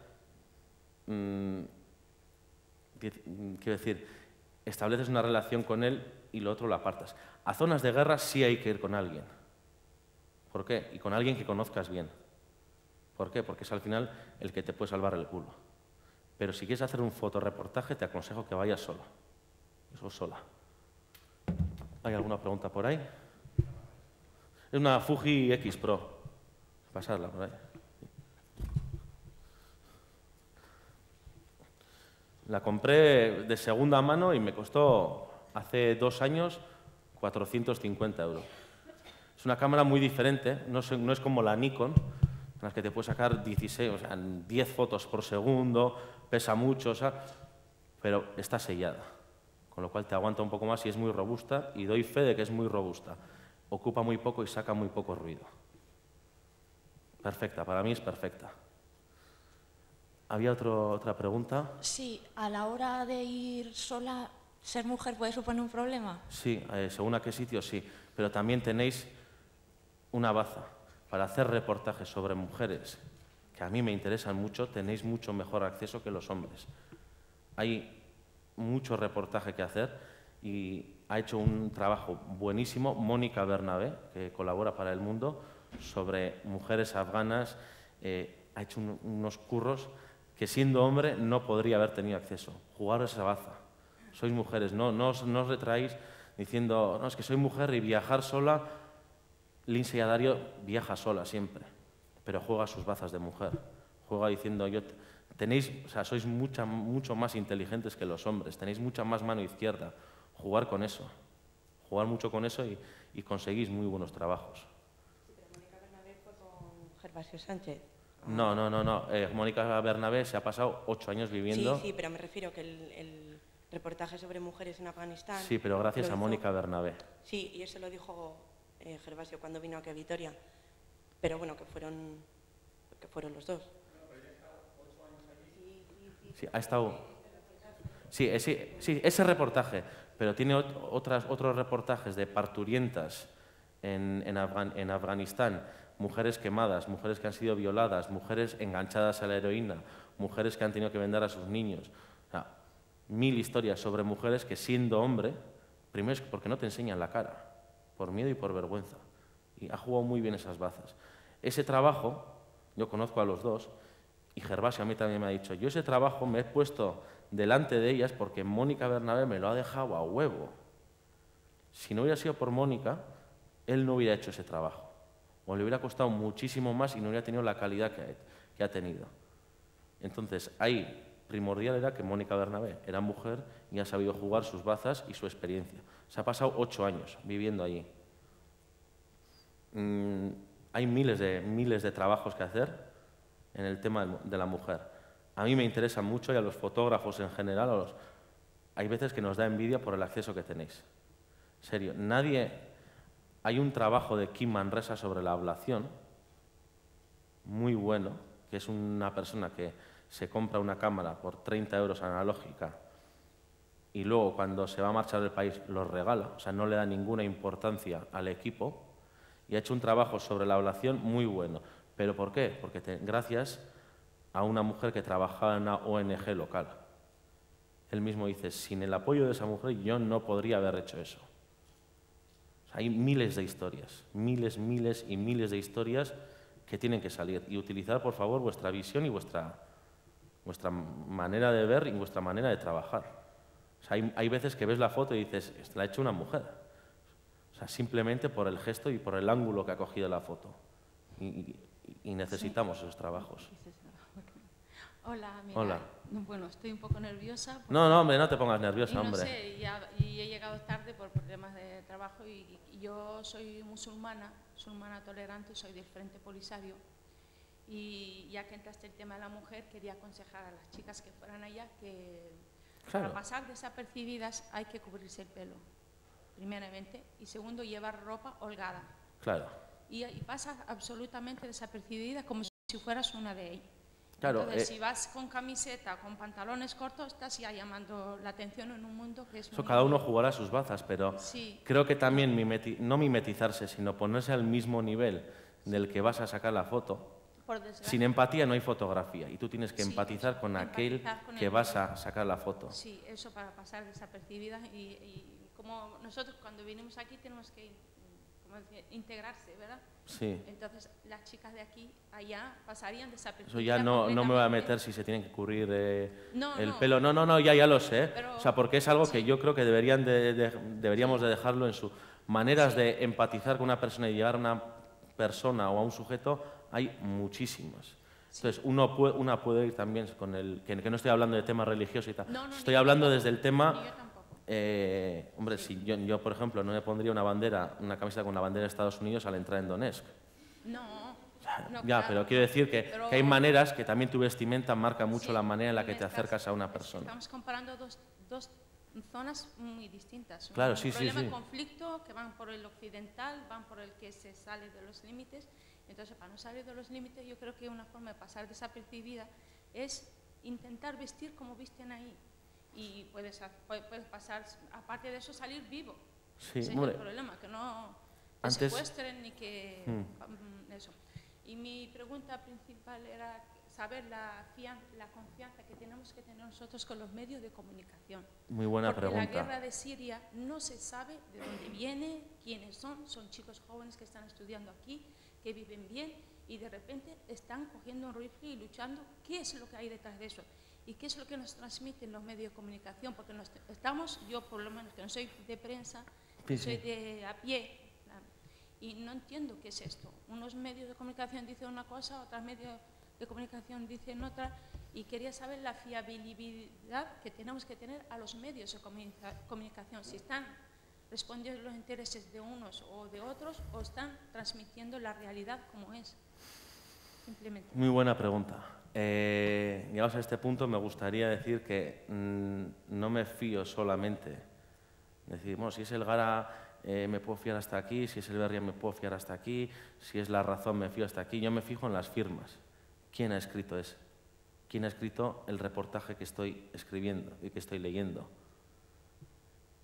Me fío. ¿Por qué? Porque sé más de esta persona y muchas veces yo creo que sabemos muchas cosas de Cristiano Ronaldo y no sabemos de aquel que nos está diciendo lo que está pasando en esos países. Sabemos muchísimas cosas de Belén Esteban, que nos dice, yo voto al Partido Popular, tal, y luego no sabemos quién nos está escribiendo esa crónica que deja un pozo y que al final indirectamente está escribiendo la historia, que igual no es lo que ha pasado. Yo me fijo en las firmas y hay periodistas en las que sí me fío. Me fío mucho. No son los medios de los que no es la marca del medio de la que me fío, pero son los periodistas. Por ejemplo, has tocado el tema del Sáhara. Yo, cuando tengo que leer algo del Sáhara o de Marruecos, no me fío nada de Luis Goitisolo. No, porque es un hombre que defiende el Gran Marruecos, la marroquinidad del Sáhara. El Gran Marruecos es aquello, es Marruecos, Argelia, Sáhara, Mauritania, norte de Mali, Túnez y parte de Libia. Ese es el Gran Marruecos, que se han basado en una especie de leyenda de los años Catapún, no sabría deciros cuál, pero para poder defender esa idea y así poder legitimizar esa invasión que hubo. En cambio, si tengo que leer algo del Sáhara, ¿por qué? Luis Goitisolo tiene intereses, vive en Marruecos, vive en Marrakech, tiene un sueldo, porque suele venir a estos sitios a dar charlas y a defender la postura del reino marroquí. En cambio, Tomás Bárbulo, que os recomiendo el libro Historia prohibida del Sáhara español, todo el mundo apuntarlo, es un libro muy bueno y es alguien que no tiene ningún interés económico en el asunto. Todo lo que escribe, es decir, él decía que escribir sobre el Sáhara, si lo escribes con conciencia, nunca va a ser rentable económicamente. Y de esas personas que dicen, yo no estoy escribiendo esto por un beneficio propio, sino que es lo que he visto y necesito contarlo como una especie de servicio público. Y ha escrito un libro, ese libro es buenísimo, buenísimo. Hay profesores de la universidad también que defienden la postura marroquí. Eso de decir, no, la primavera árabe, que ni ha sido ni primavera ni ha sido árabe, empezó en Túnez. Ayer tuve una discusión con Suso, él decía que no, yo decía que sí, pero no me fío, yo me fío en las firmas. De Tomás Bárbulo me fío, Zurutuz acaba de estar en los territorios ocupados, ha sido expulsado y tal, y es alguien que no vive del periodismo. Esa persona no vive del periodismo, pero actúa en consecuencia. Él sabe que lo que escribe tiene que dejar pozo. Él trabaja de profesor de gimnasia y de inglés, y luego durante 6 meses hace periodismo. Y no tiene que depender de decir, si yo escribo este me va a dar más dinero. No. O sea, hay que fijarse en las firmas. ¿Y tú que has estado ahí, qué es tu opinión sobre la guerra de Siria? ¿Qué es lo que hay, qué es lo que se cocina ahí? Yo estuve en el 2013 y ya te digo que en la parte que estaba en contra de Al-Assad, no me gusta llamarlos rebeldes, yo llegué a contar 23 grupos. Había desde islamistas radicales que en esos momentos no actuaban contra los occidentales, hasta gente que por dinero, digamos los mercenarios sirios, estaban en contra de Bashar al-Assad, y me encontré islamistas comunistas. Yo le dije, a mí explícame cómo vas a aplicar un comunismo, y me decía, sí, sí, está todo en el Corán. Ya, pero ahora no me digas que el Corán es como el libro rojo, no me jodas. O sea, ahí hubo un momento en el que se levantó cada uno por sus intereses y actuaron muchos señores de la guerra. De hecho, entrevisté a uno y luego me metí en un problema muy gordo, que fue un exgeneral de Bashar al-Assad y se pasó al bando contrario, y le pregunté por las armas químicas y me dijo que sí los tenían. Y luego me llamaron diciendo, oye, no puedes publicar esto. Y lo publiqué. Publiqué también de una escuela coránica. Los profesores, habían cambiado los profesores y de repente decían, no, no, aquí vamos a enseñar, esto es un colegio público, pero vamos a enseñar la tabla de multiplicar gracias al Corán. Y a mí, explícame cómo va esto. O sea, todas esas cosas dibujan una panorámica, un mapa de lo que era. Hoy en día no podemos saber, no hay periodistas. Se está actuando mucho desde la parte levantada contra Bashar al-Assad con propaganda. Y es lo que decía ayer, esa propaganda sin ningún tipo de filtro se está cogiendo como si fuera un hecho noticioso. Y no, es propaganda. No puedo hablar ahora porque la última vez estuve hace un año en Kobane. Entonces yo estoy cubriendo una parte muy pequeña del conflicto. Hace falta tener muchos periodistas sobre el terreno y gente honrada y honesta que pueda dibujar una... Hay muy pocos, siento mucho decirlo, hay muy pocos que actúen siendo honrados. ¿Por qué? Porque cada medio tiene sus propios intereses en todos los conflictos del mundo. Unos callan, otros hablan y otros mienten. Muy difícil. En Siria hay mucha propaganda también, ¿eh? Sí. Por ejemplo, hace un par de semanas... ¿Te está gustando JF ahí para el micrófono? Bueno, tú conoces mejor, pero hace un par de semanas pues murieron alrededor de... Hubo un asalto a las fuerzas del ejército árabe sirio, las fuerzas de Al-Assad, contra un cuartel militar donde murieron unos 80 salafistas. Y aquí en Occidente la noticia fue que habían muerto 80 civiles y que encima Al-Assad había aprovechado la visita de la ONU, ¿no? Pero no con sabemos. recochineo para matar a 80 civiles. No sabemos porque no ha habido periodistas. Se está actuando en la propaganda de los dos lados. Y aquí, ¿qué es lo que hay? No, han muerto 80 civiles. Claro, los islamistas te van a decir, no eran civiles. ¿Ha habido alguna imagen de cadáveres? Como lo de las armas químicas. Decía, no, Bashar al-Assad ha echado armas químicas. Yo tenía un amigo, Aquiles Tabalis, trabajando... O sea, le dijeron los de France Press que le cogerían una vez que estuviera en Damasco, que ir a Damasco hace 2 años era la hostia, tenías que cruzar todo Siria, todo territorio islamista, hasta llegar a donde estaban, digamos, una oposición laica, que eran exmiembros del partido baacista, pero que no tenían nada que ver con el ejército libre sirio, llamemos así, en comillas. Y él vio de primera mano cómo, bueno, pues todas las causas de todos los efectos que hubo de las armas químicas, etcétera, y decía, no, no, si es que yo he visto caer esas bombas y venían de parte rebelde. Lo que pasa es que se intentó actuar, decir, no, Bashar al-Assad ha echado armas químicas, para que otra vez se pusiera el foco en Bashar al-Assad y lo malo que es. Y él me decía que no, que los han echado los propios rebeldes. Claro, eso como se pintó aquí, Bashar al-Assad. Y claro, él decía que no han sido, automáticamente hicieron, no le vamos a comprar nada más de France Press. Entonces, no hay periodistas, no digo ya occidentales, es que no hay periodistas, incluso cualquier sirio que en la parte rebelde quiera hacer algo de periodismo, le cortan el cuello. Entonces, ¿cómo sabemos si eran civiles, eran islamistas? Estamos cogiendo las dos propagandas. Si uno te dice A y otro dice B, ¿cómo sacas algo? Es que los periodistas nos hemos convertido en Siria en un objetivo goloso, o sea, incluso más que los militares. Es que es muy difícil. Cuando no hay periodismo, no hay periodistas, cogen directamente la propaganda.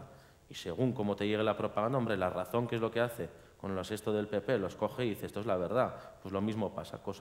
Hay digamos, el Estado español es ingenuo con lo que pasa en Siria.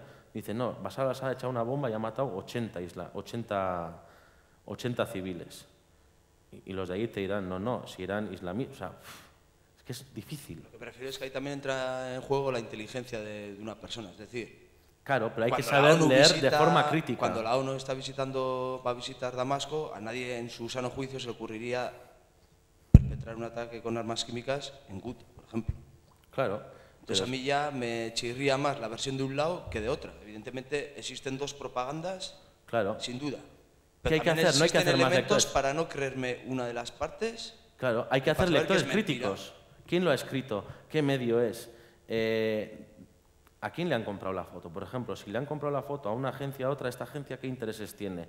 ¿Cómo ha llegado el pie? O sea, hay que saber también un poco cómo se maneja toda esa propaganda y hay que hacer lectores de texto críticos y también visores de fotografías críticas. Vivimos en una época en la que hay 1 millón de fotos al día. Se suben más fotos en Facebook en un día que durante todo el siglo XX se hacían fotos en carrete. Pero no, o sea, nos están presentando un lenguaje y no sabemos cómo interpretarlo. Necesitamos lectores y consumidores de noticias críticos. O sea, a mí me gusta cuando yo escribo un esto que me corrijan diciendo, oye, yo he visto esta frase tal en Twitter más de una vez. Oye, esto está, pues mira, pues igual el titular da pie a que se entienda esto. Es que se necesita gente crítica, cosa que adolecemos.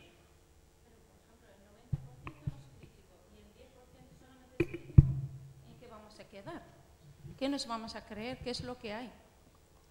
Si, por ejemplo, aquí sois crítico, sois un 10% de una población, de aquí, por ejemplo, de Euskadi.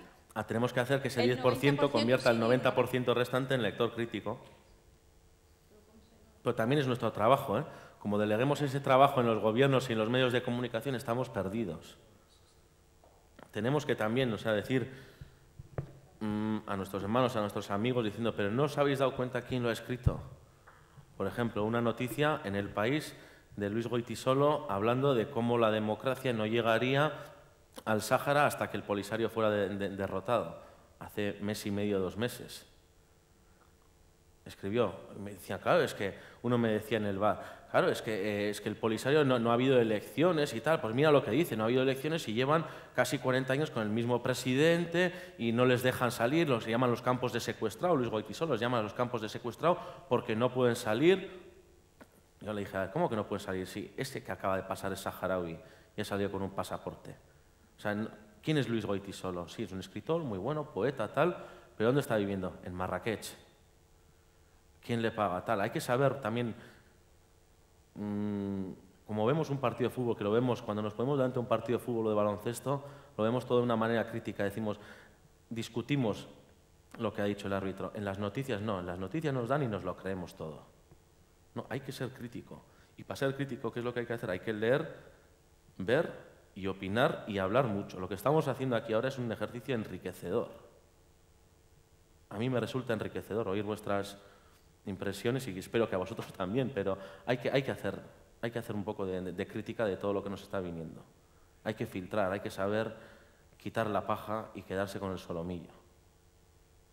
Y hay gente que sí hace muy buen periodismo, lo que pasa es que no está quizás en los grandes medios. Está mucho escondido en blogs. Si tenéis Facebook, por favor, seguidle a Unai Aranzadi, os lo recomiendo, apuntarlo todo, es un tío que... No, es un tío que decidió dejar ese mundo, digamos, del breaking news y tal, y está haciendo fotoreportajes y documentales. Una de Colombia es buenísima, la de Colombia. Muy bueno. El de Colombia es de lo mejorcito en documentales que he visto últimamente. Y les dejó en paños a los del gobierno español, porque mientras estaban, bueno, verlo, por favor. Si alguna, creo que en octubre viene a Vitoria. Creo que en octubre viene a Vitoria, ir, a ver, como me entere que alguno de los que estáis aquí no habéis venido, os busco. os busco. Bueno, vamos a seguir, que si no, aquí... Aprender palabras básicas en el idioma local, lo que te decía antes. Un kaixo, agur, tal, pero en idioma local. Por ejemplo, hood o hack. ¿Cuánto cambia por una pequeña palabra para el mismo cambia el significante, pero no el significado, pero el significante dice mucho. Aprender esos... Tener paciencia, importante. Paciencia, porque muchas veces Hollywood ha hecho mucho daño a nuestro oficio, porque vemos las películas de Vietnam y pensamos que es llegar allí y estamos diciendo, tío, vamos al bar a tomar algo mientras están disparando, diciendo, no, tío, luego en la fiesta nos juntamos, ¿qué es lo que me estás contando? Si en el frente vas a estar 15, 20 minutos, así en pleno fragor puedes estar como mucho 15, 20 minutos y estás acojonado, no estás discutiendo de, oye, tío, ¿tienes porros? Dame un cigarro. No, no, es que estás, o sea, te tiembla la mano, estás acojonado. Y llegar al frente, como hemos estado antes hablando, llegar al frente el primer día es imposible. Como no hayas estado anteriormente y tengas muy buen contacto, es que es prácticamente imposible. Imposible. Tienes que tener unos contactos, tal, y para eso, ¿qué se necesita? Paciencia. Vais a estar esperando mucho y el tiempo se alarga. ¿Y qué es lo que hay que hacer? Aprovechar para leer y jugar a las cartas. No os juguéis el dinero a las cartas, que lo perdéis. Lo digo por experiencia. Lecturas recomendadas. Yo soy un defensor de la lectura. No leemos lo suficiente de manera crítica. Incluso la gente se extraña cuando digo que para fotografías hay que leer mucho, hay que leer a los clásicos, hay que leer a los contemporáneos, hay que leer hasta lo que nos dan los testigos de Jehová cuando vienen a casa, hay que leerlo todo, hasta los ingredientes de los cereales cuando desayunamos, todo hay que leerlo. Cualquier libro de Kapuscinski, sí o sí, no admito ninguna discusión. Soy muy tajante en esto, soy muy talibán. Hay un libro que a los que queréis ir a estas zonas os recomiendo, que se llama Los cínicos no sirven para este oficio. La gente me dice, sí, me alegro de que lo hayan leído, y otro es Un día más con vida. Explica la guerra de Angola, con mapas, está muy bien explicado, pero explica muy bien cómo trabajamos, porque lo que os acabo de decir, pensáis que igual llegamos allí, vamos al frente, dormimos en el frente mientras las bombas caen, se amontonan los muertos, que no, eso es Hollywood. Nos vamos a casa y cuando ya hemos terminado todo nos ponemos a leer o vemos la televisión o jugamos a los dados o jugamos a las cartas. Muy pocas veces, pero cuando toca mucho esperar. Vietnam fue una paréntesis en eso.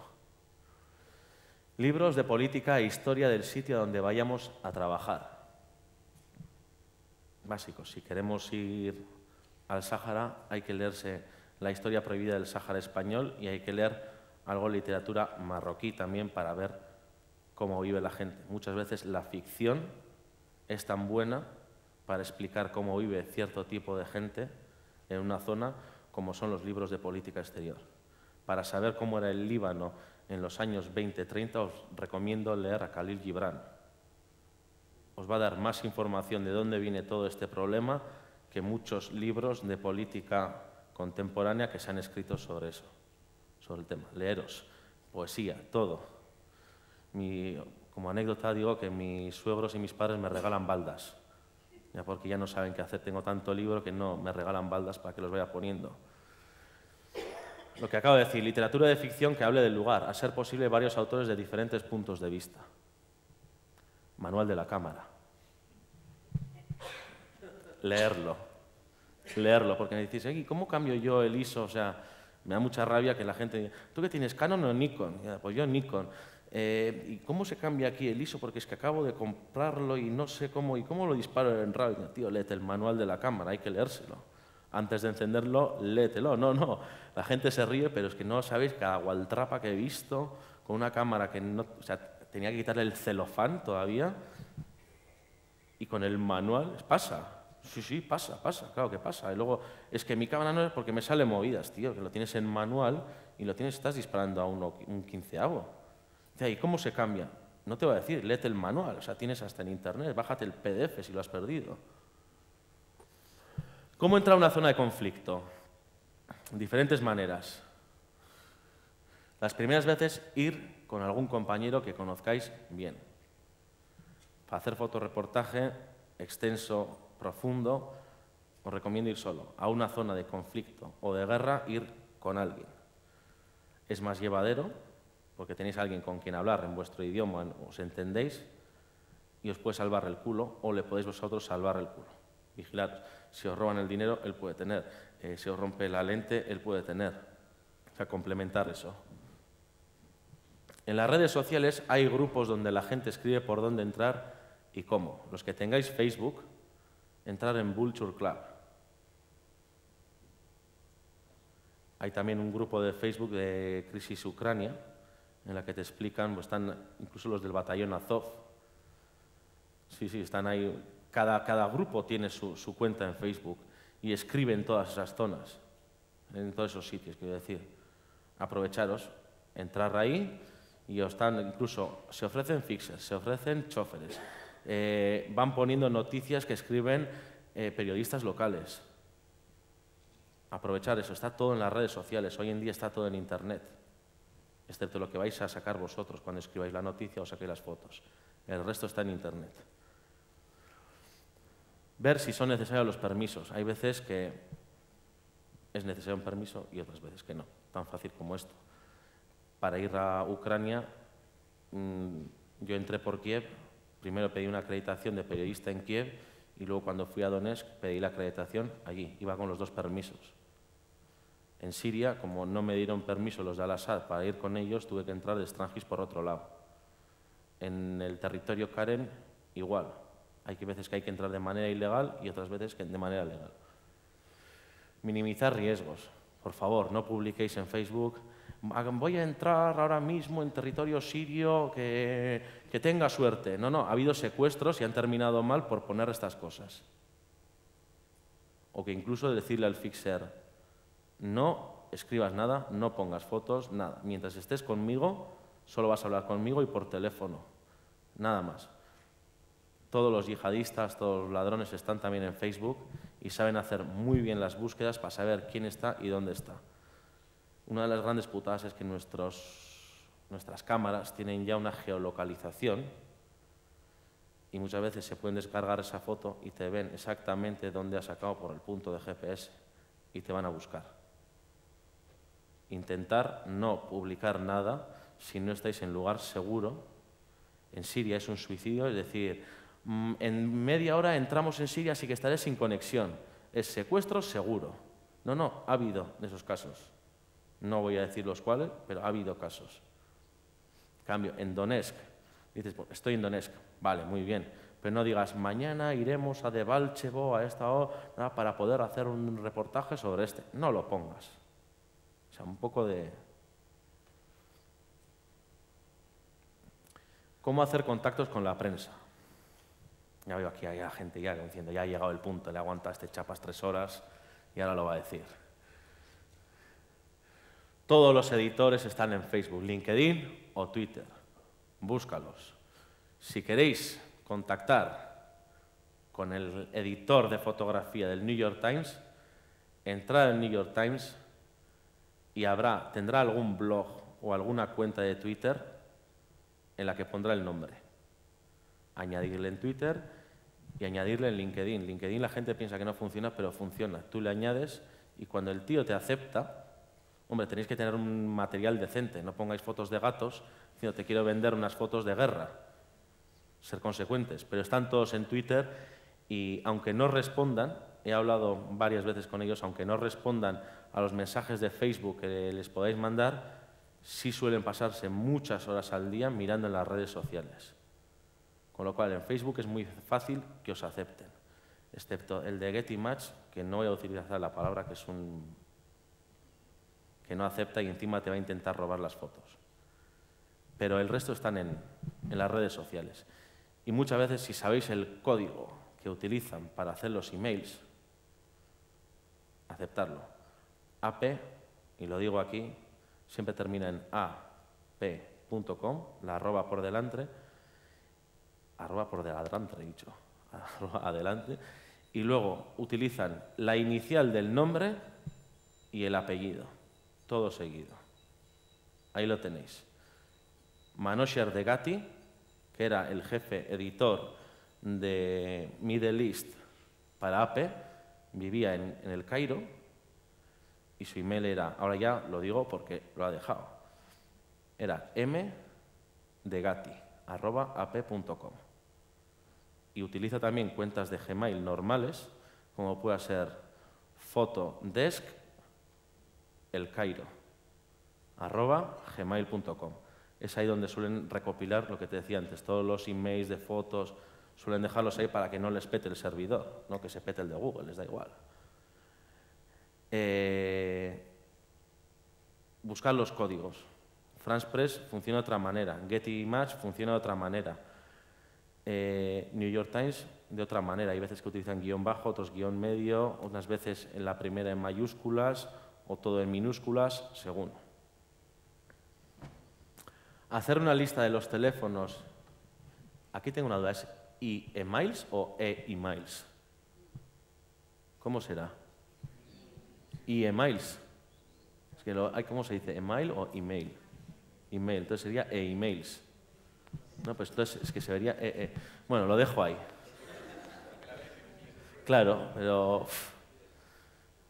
Y le pregunté a mi padre y empezó a mirar en el iPhone, claro. Bueno.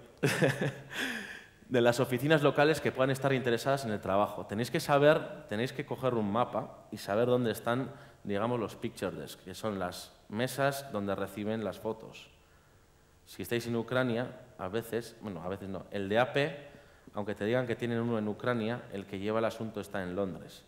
En cambio, el de France Press, el que está llevando el tema de Ucrania, está en Chipre. Entonces, haceros un pequeño mapa, entonces dices, bueno, pues si la mesa de France Press está en Chipre y quiero mandar un email para decir a ver si me aceptan las fotos, pues es tan fácil como saberse el código de France Press, y lo digo, es fotonicosie, apunta, fotonicosie@afp.com. Si estáis en Guatemala, tenéis que saber que si habéis tenido suerte y habéis sacado una foto en Guatemala que puede ser buena, contactáis con fotomexico@afp.com. Tan fácil como eso. Creo que lo han cambiado, lo de fotonicosie. Porque la última vez me rebotó, igual estaba lleno el buzón, pero... Llamar a las redacciones de los periódicos y revistas, mantener el contacto personal, mantener el contacto cara a cara. Si viajáis a Londres, si alguna vez habéis mandado fotos a Londres, a la oficina de AP, France Press, me da igual, tocar el timbre de su redacción, mirarlo en Facebook porque os pone la dirección y todo, y decir, oye, soy aquel pirao que te estuvo mandando estas fotos, ¿te acuerdas de mí? Ah, sí, tal, va, pues entra. O sea, en esos casos que a los editores que se presente el periodista que no igual ha mandado una foto, pero que durante unos días seguidos ha mantenido una conversación contigo por email y que le has mandado una foto y casualidad, pues una foto tuya ha sido portada del New York Times, pues les gusta recibir, oye, ¿qué proyectos tienes? Pues ¿te importa seguir? En Alepo funcioné así. Contacté con Manosher Degati, me compraba las fotos, buen trabajo, la que se ha publicado aquí, bla, bla, bla, bla, bla, bla. Y luego cuando estaba en El Cairo, me fui al Cairo en julio del 2013, le contacté, oye, estoy en El Cairo, tomamos unas cervezas, y cuando le di a mandar dije, mierda, este es musulmán. Dije, pero bueno, es chiita y bebe, así que me libré. Al final terminamos cenando y el hombre me decía, no, pues siguen mandándome más, o sea, si estás aquí, tenemos un montón de gente de staff, pero mándame fotos y a dónde va la siguiente. Hay que mantener la relación con la gente. No solamente con los extranjeros, sino con los de aquí. Si estás colaborando con el Gara, con el Berría,